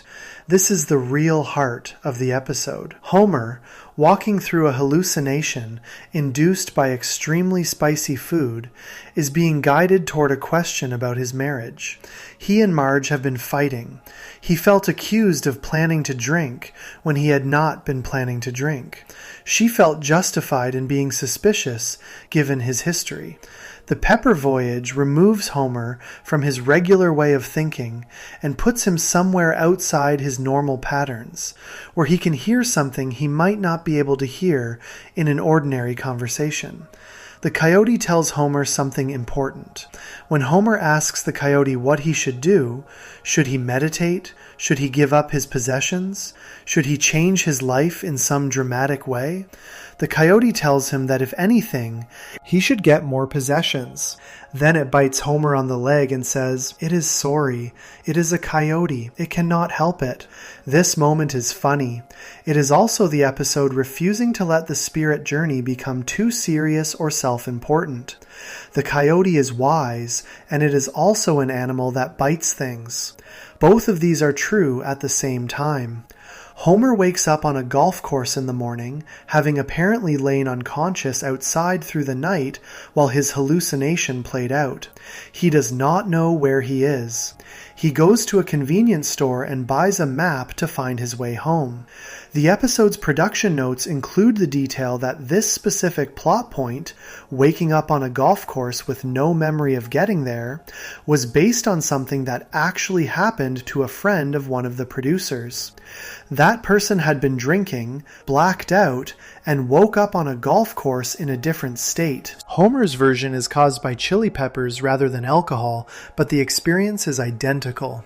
When Homer finally finds Marge, the conversation they have is one of the most honest things the show ever gave these two characters. Homer says they are so different. Marge says he is from Mars and she is from Venus. Homer then says something that the show does not undercut with a joke or a reversal. He says that their differences are only skin deep, but their sames go down to the bone. The episode ends with them reconnected, the question of the soulmate answered, the voyage completed. What the episode is doing with altered states of mind is more interesting than it might first appear. The hallucination caused by the Guatemalan insanity peppers functions in exactly the same way that alcohol or marijuana or any other substance functions in the other addiction episodes of the show. It removes the person from their regular way of experiencing the world and puts them somewhere different. Sometimes that different place is worse. Sometimes, as in Homer's case here, it is the only place where a certain kind of honesty becomes possible. George Meyer, who first pitched the episode in Season 3, had been inspired by the books of Carlos Castaneda, a writer who described in detail his experiences with a Native American spiritual teacher and the hallucinogenic plants used in certain ceremonies. The coyote as a spirit guide figure, the desert landscape, the sense of a journey that teaches something about the self, all of these come from Castaneda's work. Meyer transplanted that framework into Springfield and replaced the hallucinogenic plants with chili peppers, which is a very Simpsons thing to do. There is one more detail from the production of this episode worth knowing. The episode was originally produced during Season 7, but did not air until January of 1997 during Season 8. It bears a copyright notice from 1997 to reflect when it actually aired, even though much of the work on it was done the previous year. This means that by the time audiences saw it, the animators and writers had been sitting with it for some time, which perhaps explains why every element of it feels considered and precise. The casting of Cash, the decision to animate the hallucination locally rather than sending it abroad, the specific visual choices of the desert and the pyramid and the lighthouse. Otto is standing nearby when Homer collapses and begins his hallucination. He tells Ralph Wiggum to quietly leave Homer alone. This is Otto recognizing the signs of someone in an altered state and responding with calm experience. He knows what he is looking at. He has been there. His advice is not to panic, not to call for help, but simply to give the person space and let whatever is happening run its course. Otto's drug experience, in this one small moment, is presented as genuine knowledge about how to handle a situation that most of the other characters in Springfield would have no framework for. The episode about the peppers is the show at its most visually ambitious, and its most emotionally honest about what altered states actually do to a person's inner life. It uses the grammar of the drug experience, the visuals, the spirit guide, the voyage through an unfamiliar landscape, the truth that becomes available only when your regular way of thinking has been temporarily removed, to tell a story about marriage and connection that could not have been told any other way. __quote _6 ___.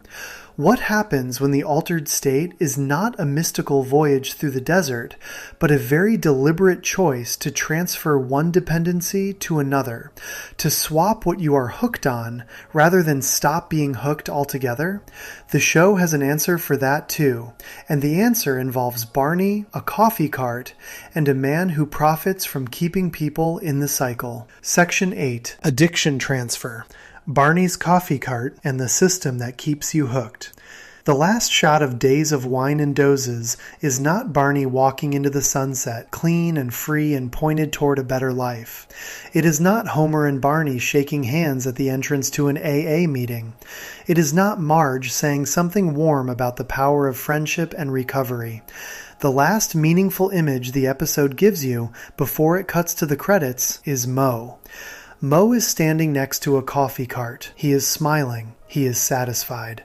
Barney has just given up alcohol, and Moe is already making money off whatever comes next. That image is the episode's real ending and its sharpest idea, and the show places it there without commentary, without underlining it, without making sure the audience knows exactly how to feel about it.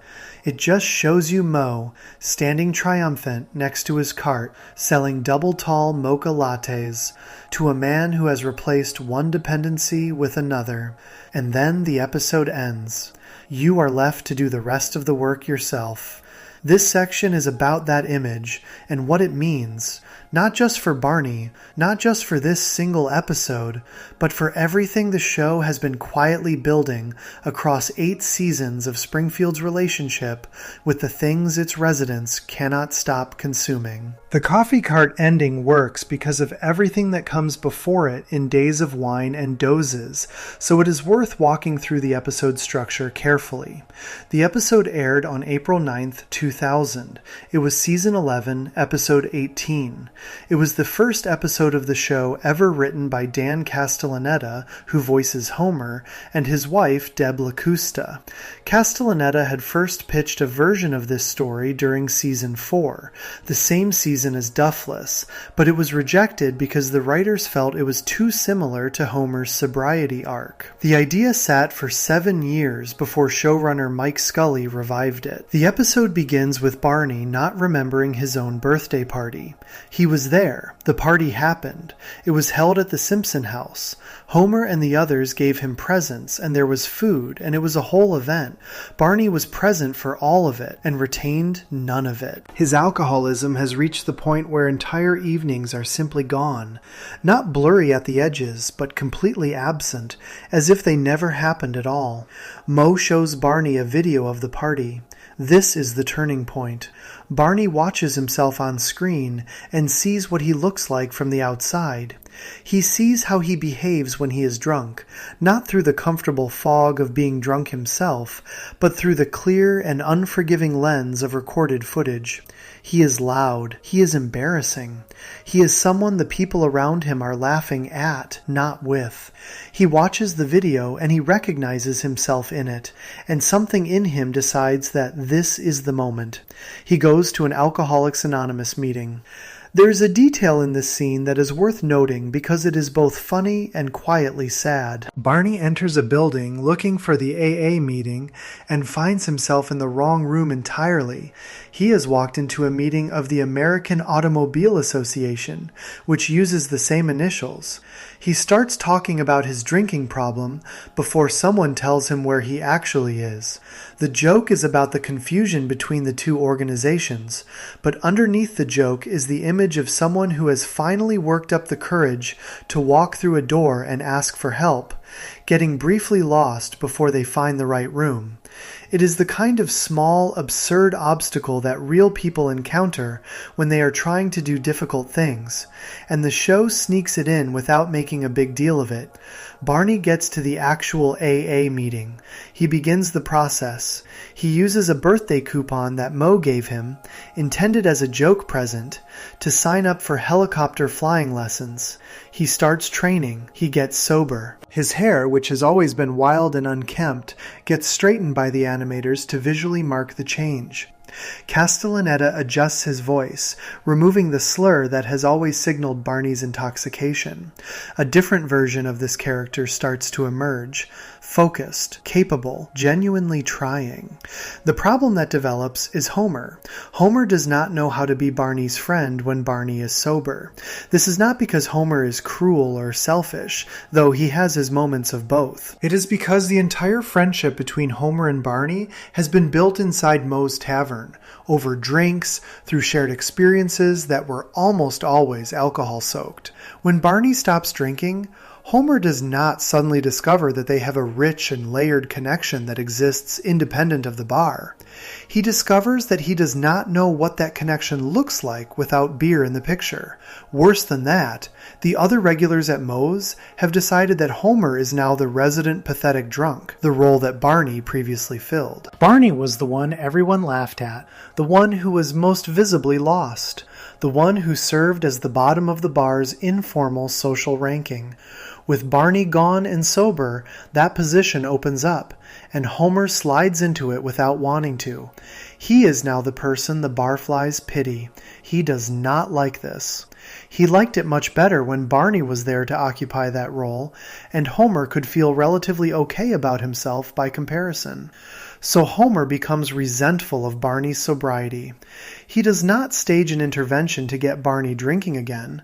He does not show up with a beer and try to talk Barney into it, but he is sulky and difficult, and their friendship becomes strained, because Homer's comfort required Barney to be worse off than him, and Barney getting better took that comfort away.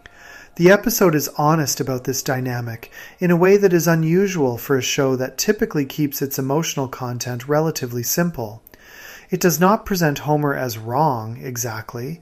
It presents him as a person who is doing something understandable and a little ugly at the same time, using his friend's suffering as a reference point for his own relative okayness, and struggling when that reference point moves. Most people who have watched someone close to them get sober have observed some version of this dynamic. The person getting better can destabilize the people around them, because recovery changes the terms of relationships that were built around the person being not okay. The climax of the episode brings all of this together in a sequence that is simultaneously action comedy and genuine emotional payoff. Bart and Lisa, who have been running a separate storyline about a photography contest, accidentally start a forest fire on Mount Springfield while taking pictures. The Springfield Fire Department is busy elsewhere. Barney and Homer, who have been in an argument but are forced together by the emergency, get into Barney's helicopter to go rescue the kids. Barney has not finished his flying lessons. He is not yet certified. The flight is difficult and he struggles, eventually landing the helicopter on a bridge in the middle of the rescue because he cannot manage his nerves. A Duff beer truck that is crossing the bridge stops short and spills its cargo. Beer cans roll across the road everywhere. The smell fills the air. Barney reaches for one. He says he needs it. He says he cannot fly the helicopter without a drink to steady himself. He reaches for the nearest can, and Homer stops him. What Homer does next is the most generous thing he does in the episode. He picks up the cans himself, one after another, and drinks all 6 of them so Barney cannot. He sacrifices his own sobriety, which is not really sobriety. Homer drinks all the time, but he sacrifices his clear head, his ability to help in a useful way, to protect Barney's recovery. He makes himself useless so Barney can remain clean. Barney, moved by this, gets back in the helicopter. He flies it to Mount Springfield. He and a now quite drunk Homer rescue Bart and Lisa. The episode lets this happen as a triumph, messy and unconventional and involving Homer being incapacitated, but a triumph. Barney did the thing he was afraid he could not do without a drink. He did it sober. He did it because someone he cared about took the option away from him rather than letting him make the wrong choice. And then the episode ends, and the last shot is Moe with the coffee cart. Here is what that shot is saying. Barney did not get free, he transferred. He moved from one substance to another, from the thing that was destroying him to something less destructive, but still something that he needs, still something that requires a regular supply, still something that has a provider who benefits from his continued dependency. The alcohol is gone from his system, the dependency is not. Moe understands this immediately. He did not fight Barney's sobriety. He did not try to talk Barney out of going to AA or suggest that the whole thing was unnecessary. He gave Barney the helicopter coupon as a birthday gift. He was, on the surface, supportive. And then, the moment Barney got sober, Moe opened a coffee cart and positioned it directly in Barney's path. This is the show making an argument that goes beyond comedy. The argument is that the relationship between someone with an addiction and the person who supplies what they need is not simply a transaction. It is structural. Moe's business exists because Barney and Homer and the other regulars need to drink. If Barney stops needing to drink, Moe's business is damaged. The rational response, from Moe's perspective, is to find something else Barney needs and become the supplier of that instead. Not because Moe is a villain. The show has never presented Moe as purely villainous, even when he is doing something questionable, but because this is how Moe's world works. You find what people need and you sell it to them. The coffee is not hurting Barney the way the alcohol was.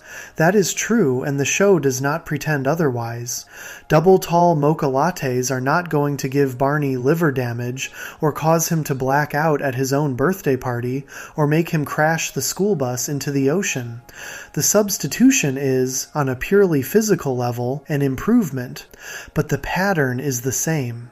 Barney needs something, Moe has it, the money flows from Barney to Moe, and the system continues running exactly as before. This pattern, the transfer of dependency rather than the end of it, is something that the show depicts across multiple characters and multiple episodes once you know to look for it.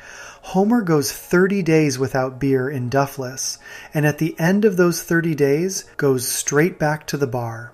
His sobriety was real for 30 days, and then it ended, but he did not replace beer with anything during that month. He just endured.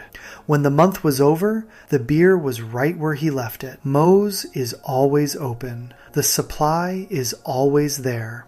The return was always going to happen because nothing changed about the environment Homer lives in, and nothing changed about Moe's need to have him back. Marge's gambling addiction ends with her acknowledging the problem and agreeing to stop. The casino is still there. The slot machines are still there.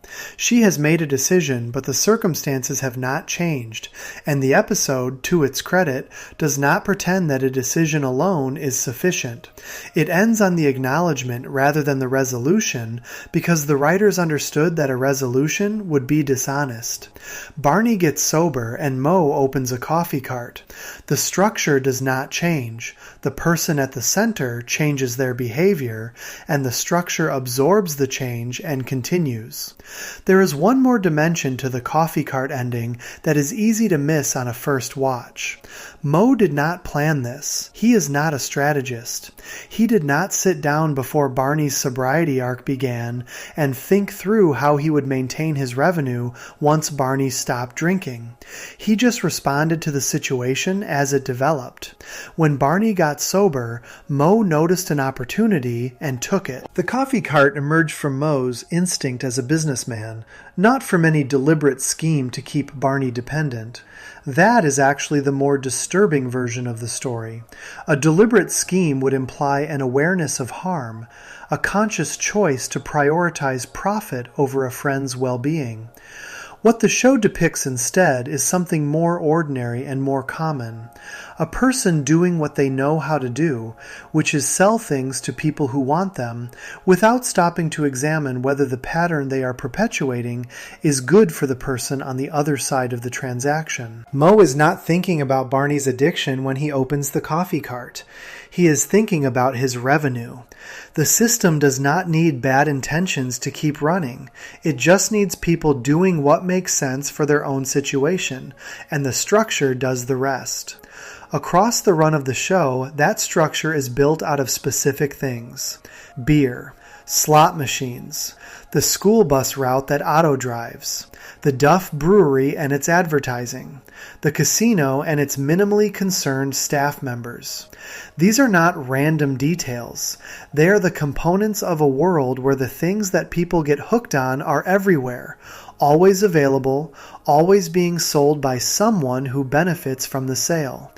The next section is about the brewery at the center of all of it, the institution that the show built Springfield's identity around, that went bankrupt within minutes of losing its core product, that gave Barney a lifetime supply of its product as the prize for making an honest film about how that product had ruined his life. Before we move on, if you're enjoying this analysis, please consider subscribing. It helps the channel tremendously. The Duff Brewery is not just a running joke.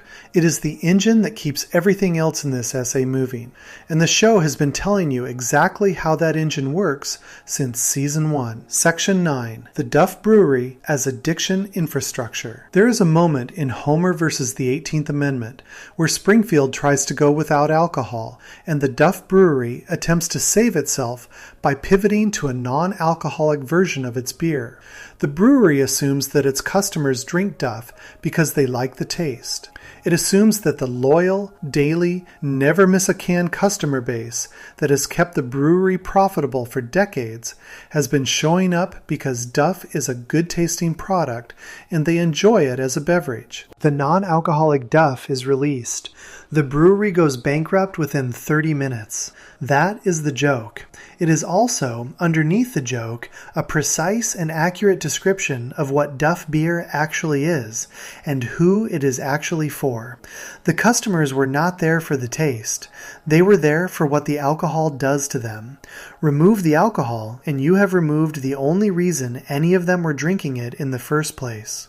The brewery, which had built its entire business on the dependency of its customers, discovered in 30 minutes that dependency and preference are not the same thing, and that its customers had dependency, not preference. This moment is funny for about 3 seconds. If you sit with it longer than that, it becomes one of the most quietly devastating things the show ever did. Duff beer is not a background detail in The Simpsons. It is not set dressing, not a made-up brand that exists to fill the space where a real beer brand would be in a live-action show. Duff is woven into the fabric of Springfield the way that certain real products are woven into the fabric of real towns. It is in the advertising, in the social rituals, in the identity of the characters who drink it and the places that serve it. The Duff Brewery is a real institution within Springfield's world. It offers tours, it employs people, it has marketing campaigns and branded merchandise, and apparently a museum component, since Homer and Barney visit it in Duffless on what is clearly a designed tourist experience complete with free samples at the end. The show built Duff this way deliberately. The writers wanted Springfield's relationship with alcohol to feel structural rather than incidental, not just a thing that some of the characters happen to do, but something that the town itself is organized around. Duff is to Springfield what certain industries are to certain real American towns. The thing that employs people and funds local businesses and defines what the town is for. When the brewery goes bankrupt in Homer versus the 18th Amendment, it is not just a company losing money, it is Springfield losing its center of gravity. The brewery first appears in a meaningful way in Duffless, which is Season 4, Episode 16. Homer and Barney visited on a tour that Homer has sneaked away from work to attend. The tour is presented as a cheerful, family-friendly experience, the kind of thing that real breweries in America offer to tourists, complete with a guided walk through the production process and free samples at the end. The show plays the tour as lighthearted and fun because that is exactly how the brewery wants to be seen by the people who visit it. But the episode also shows you the billboard outside the brewery, the one that rotates between an anti-drunk driving warning and a Duff advertisement. That billboard is the show being direct about something it usually leaves in the background. The brewery is aware that its product causes drunk driving. It knows this. It has thought about it enough to put an anti-drunk driving message on its billboard. And then, on the same billboard, in the same rotation, it advertises its product to the people who are leaving its property having just consumed a large number of free samples. Entertainment Weekly specifically praised that billboard image when they included Duffless on their list of the 25 best Simpsons episodes. The rotating billboard is the episode's sharpest piece of visual commentary, and it appears and disappears in a few seconds. The show trusts you to catch it. The brewery's relationship with Barney Gumble is the most specific and most damning example of how Duff functions as an institution in Springfield's addiction ecosystem. Barney is, by any honest assessment, the brewery's best customer. He drinks more Duff, more consistently, over a longer period of time than anyone else in the show. His entire adult life has been organized around access to it. The Duff brewery workers in the Days of Wine and Dozes episode are shown in a photograph posing with a sign that reads, "Thank you, Barney." They are grateful to him. He is their most reliable source of income. His dependency is their profit. When Barney makes his film Pocahontas for the Springfield Film Festival in Season 6, Episode 18, A Star is Burns, he makes a black and white portrait of his own alcoholism. The film is genuinely moving. It shows his loneliness and his failed attempts to get better, and his sense that he has already been lost for a long time. The film ends with the words, "Don't cry for me, I'm already dead." Barney wins the festival. The grand prize is a lifetime supply of Duff beer. The festival organizers did not do this to be cruel. They did not choose a lifetime supply of Duff beer as the prize in order to trap the winner inside their addiction. They chose it because Duff beer is Springfield's most prestigious product, and a lifetime supply of anything is traditionally understood as a generous and desirable prize. They gave Barney the most significant thing they had to offer, and that thing happened to be the substance that is consuming him. The show does not comment on this. Nobody in the episode points out the problem. Barney receives his prize, and the irony sits there, visible to the audience, unaddressed by anyone in the scene. This is the show at its most controlled, resisting the temptation to underline the moment, trusting the audience to recognize what they are looking at without being told. There is a version of this same pattern that appears across the broader run of the show. Duff beer is always the prize, always the reward, always the thing being held up as desirable and worth having. When Homer becomes the beer baron in Homer versus the 18th Amendment, he is celebrated. When he finds ways to keep the beer flowing during Prohibition, the town is grateful. When he eventually turns himself in and faces punishment, the audience's sympathy is entirely with Homer, not with the law that is trying to reduce alcohol consumption. The show has built its world so thoroughly around the value and desirability of Duff that it cannot present someone trying to limit access to it as anything other than a villain or a fool. Rex Banner, the federal agent who tries to enforce Prohibition in that episode, is played for laughs. He is rigid and humorless and completely out of touch with how Springfield works. His failure to catch Homer, despite Homer's identity being an open secret to the entire town, is presented as a comedy of incompetence. The audience roots against him. When he is catapulted out of town at the end of the episode, it is a relief. This is what Duff beer has done to the show's moral landscape. It has made the people who try to limit alcohol access into the bad guys, because Duff is so foundational to Springfield that limiting it feels like an attack on the town itself. The brewery is not just selling beer. It has created an environment where defending access to its product feels like a civic duty. The physical footprint of Duff within Springfield extends well beyond the brewery and Moe's Tavern. Duff is available everywhere in the town. It appears at sporting events. It appears at the family gatherings. It appears at the cook-off that Homer attends in the Guatemalan Insanity Pepper episode. It is the default beverage at almost every social occasion the show depicts. Characters who do not regularly drink still encounter Duff in social settings constantly, because Duff is simply part of the furniture of public life in Springfield. This is the show modeling something real. In many parts of America, alcohol is genuinely this pervasive, available at grocery stores and gas stations and sporting events and restaurants and corner stores and everywhere else that people gather. The normalization of that availability, the way it becomes simply part of the landscape, is something that makes it harder for people who have problems with alcohol to manage those problems. The product is always there. The temptation does not go away when you go outside. It follows you into every public space because the industry has made sure it is always present. Springfield is an exaggerated version of this, but it is an exaggeration of something real. The Duff Brewery is an exaggerated version of a real industry. The rotating billboard is an exaggerated version of real marketing practices.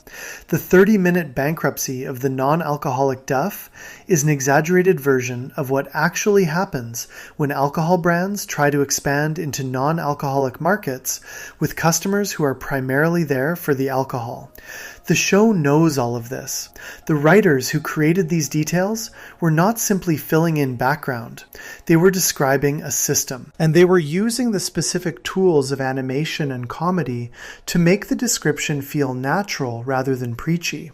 There is one more Duff detail that pulls the whole picture together, and it involves something said directly by a character in Homer versus the 18th Amendment at the end of the Prohibition storyline. When Quimby asks Homer to resume being the beer baron and resupply the town, Homer says he is retired from the bootlegging business. He steps back. He is done. He had his moment as the beer baron, and he is walking away from it. Fat Tony and the organized crime operation have the town fully stocked with alcohol within 5 minutes of Homer's refusal. This is the show making its most structural point about what Duff and alcohol represent in Springfield. Homer, the individual, can choose to step back. Homer, the individual, can retire from the supply chain. The supply chain does not care. The supply chain does not need Homer. There are other people, other systems, other operations that will immediately fill any gap that Homer leaves behind. The dependency of the town on alcohol is not dependent on any single person providing it. It is built into the town so deeply that it will always find a way to be met. This is what makes Duff Beer, as an institution, different from a simple running joke or a background brand. It is a description of how addiction infrastructure works in a community. The brewery provides the product, the bars serve it, the advertising normalizes it, the prizes and rewards associate it with success and celebration. The social rituals of the town are built around it. The economy of Springfield is tied to it. And when any individual person tries to limit their own consumption, they are swimming against a current that the entire system is generating. Homer rode his bicycle into the sunset at the end of Duffless, and it was beautiful, and it lasted a week. Barney got sober in Days of Wine and Dozes, and the animators changed his hair, and Castellaneta changed his voice, and it lasted a few seasons before the show needed him back at the bar. The Duff Brewery went bankrupt in 30 minutes when it tried to exist without the alcohol. The system always reasserts itself. The infrastructure is always stronger than the individual decision made against it. The billboard keeps rotating. That rotation is not an accident, and it is not a joke, and it is not simply clever visual writing, though it is all of those things too. It is the show's clearest statement about what Springfield has built and why it cannot stop. The warning and the advertisement share the same space because they have always shared the same space. They are not in conflict with each other. They are both just part of how the town works. What you get when you pull back far enough to see all 10 sections of this essay at once, Homer on his bicycle, Barney in his helicopter, Otto on the bus, Marge at the slot machine, the coffee cart, the rotating billboard, the 30-minute bankruptcy, the lifetime supply of Duff as a prize for a film about being destroyed by Duff, is not a collection of separate stories about separate characters making separate choices. It is one story about one town told through 36 seasons of a cartoon about what happens when the thing that hurts you is also the thing that holds your world together. That story does not have a clean ending. Springfield does not recover. Springfield does not decide to change. The show has been on the air for more than 3 decades, and the beer is still flowing, and the bus driver is still the bus driver, and Moe's is still open, and the brewery is still running. Before we move on, if you're enjoying this analysis, please consider subscribing. It helps the channel tremendously. But before we close, there is one more picture to look at, the full view of Springfield as a place. The whole town seen from above. The accumulated weight of everything this essay has covered, assembled into a single argument about what The Simpsons has been saying this entire time. Not about its individual characters, but about the world those characters live in, and what that world has been quietly teaching the people who grew up watching it. Section 10. Springfield as a town built on dependency. Pull back far enough from any single episode of The Simpsons, and the picture that emerges is not a portrait of a family. It is a portrait of a town. Springfield is not a backdrop. It is not simply the place where the Simpson family happens to live while funny things happen to them. It is a fully constructed world with its own economy, its own institutions, its own social rhythms, and its own deeply embedded relationship with the things its residents cannot stop consuming. The family at the center of the show is interesting. The town surrounding that family is the argument. This section is about that argument, the one the show has been making across 36 seasons without ever stating it directly, through the accumulated weight of every character and episode and running joke and background detail that this essay has covered. The argument is not complicated once you see it clearly. It is this. Springfield is a town where dependency is not a problem to be solved. It is the foundation on which everything else is built. Start with what the show established in its very earliest seasons and never changed. Homer drinks in every episode. Not as a plot point, not as a crisis, not as something the show calls attention to and asks you to feel concerned about. He just drinks. Duff beer is as much a part of Homer's daily existence as his job at the nuclear power plant, or his marriage to Marge, or his children. The show introduced this in Season 1 and maintained it without interruption for 36 seasons. The one time the show directly addressed it as alcoholism, in Duffless Season 4, Homer got sober for 30 days, had a genuine moment of reflection at the end of those 30 days, and was back at Moe's within the week. The show acknowledged the truth about Homer's drinking, and then returned him to his default state, and that return has been permanent. Barney has been at the bar since the first episode.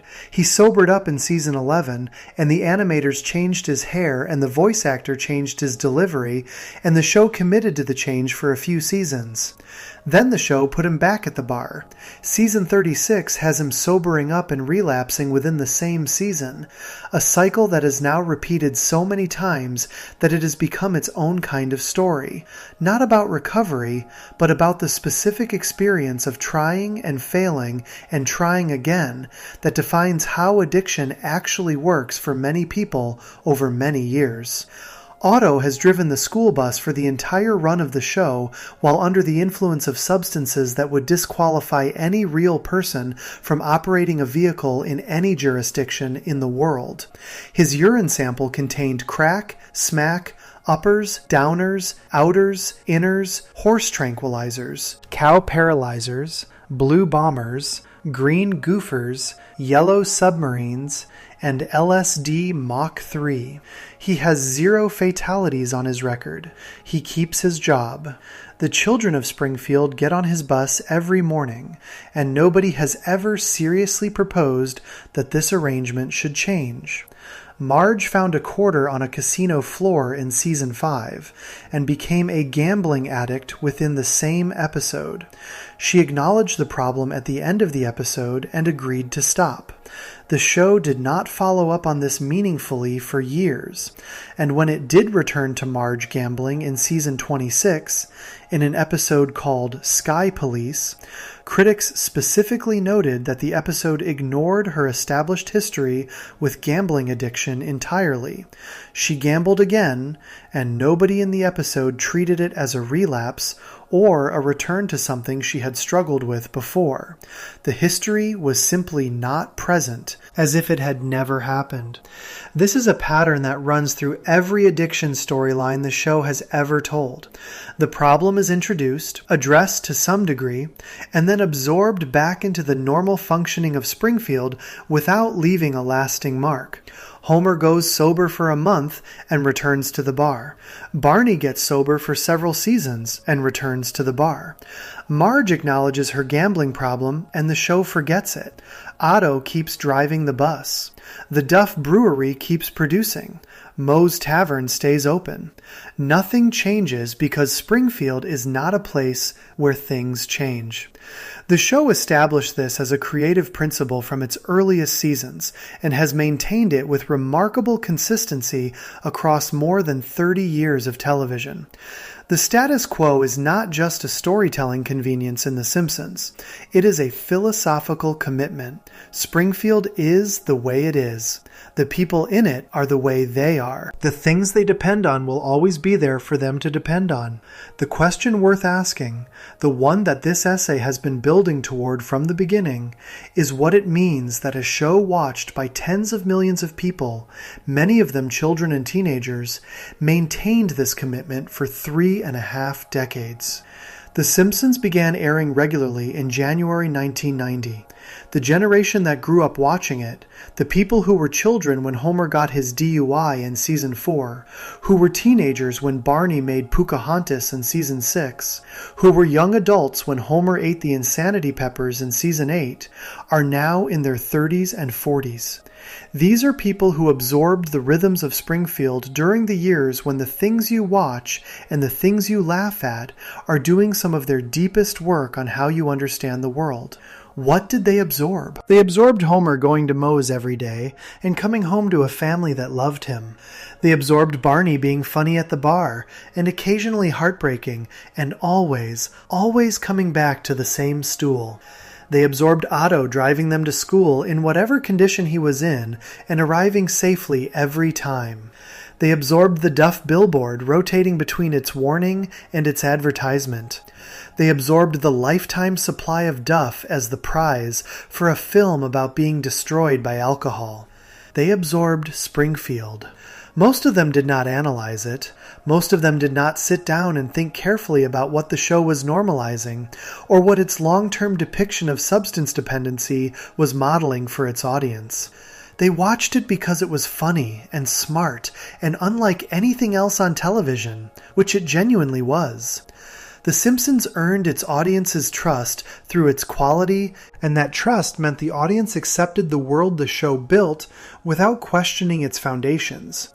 This is not an accusation. The writers of the show were not trying to normalize alcoholism or make drug use seem acceptable, or teach children that dependency is simply part of life. They were writing a comedy show about a fictional town, and the comedy required consistency, and consistency required that Homer Homer always drink, and Barney always drink, and Otto always be Otto, and Moe's always be open. The creative logic of the show pointed in the same direction as the commercial logic. Keep the characters the same, keep the world stable, keep producing episodes that feel like the episodes that came before them. But creative logic and commercial logic do not care about what gets normalized in the process. They just care about whether the show keeps working. And the show kept working for 36 seasons and counting, while Springfield stayed exactly the way it was. What the show did, and this is worth saying clearly, is something more interesting and more complicated than simply normalizing addiction. It also told the truth about addiction, repeatedly and specifically, in ways that no other animated show on American television was doing at the same time. Duffless told the truth about Homer being an alcoholic. A Star is Burn's told the truth about how the system rewards Barney's dependency. Days of Wine and Dozes told the truth about how hard it is to stay sober and how the environment around a recovering person can work against them. The Coffee Cart ending told the truth about addiction transfer. The Rotating Billboard told the truth about how the alcohol industry operates. The show did both things at once. It told the truth, and then it continued. It acknowledged the problem, and then it maintained the status quo. It looked directly at what dependency does to people, and then it kept those people in the same positions for 36 more years. This is not a contradiction, exactly. It is something more honest than a contradiction. It is the show reflecting something true about how dependency actually functions in the real world, how people can know exactly what their relationship with something is doing to them and continue that relationship anyway, how the truth about a problem and the continuation of that problem can coexist without either one canceling the other out. Homer knows he drinks too much. The show confirmed this in season 4. He keeps drinking. Barney knows what alcohol has cost him. He made a film about it, and the film won a prize, and the prize was more alcohol. He keeps drinking, or tries to stop and comes back, or tries again and comes back again. Otto knows what is in his urine sample because he looked at it himself. He swaps it with Homer's and gets back on the bus.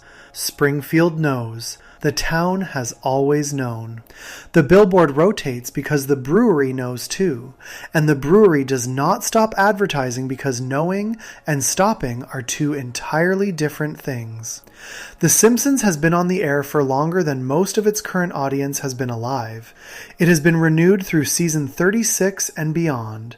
It will continue to produce episodes for the foreseeable future, and Homer will continue to drink in those episodes, and Moe's will continue to be open, and the Duff Brewery will continue to run tours with free samples at the end, and Otto will drive the bus, and the billboard will keep rotating.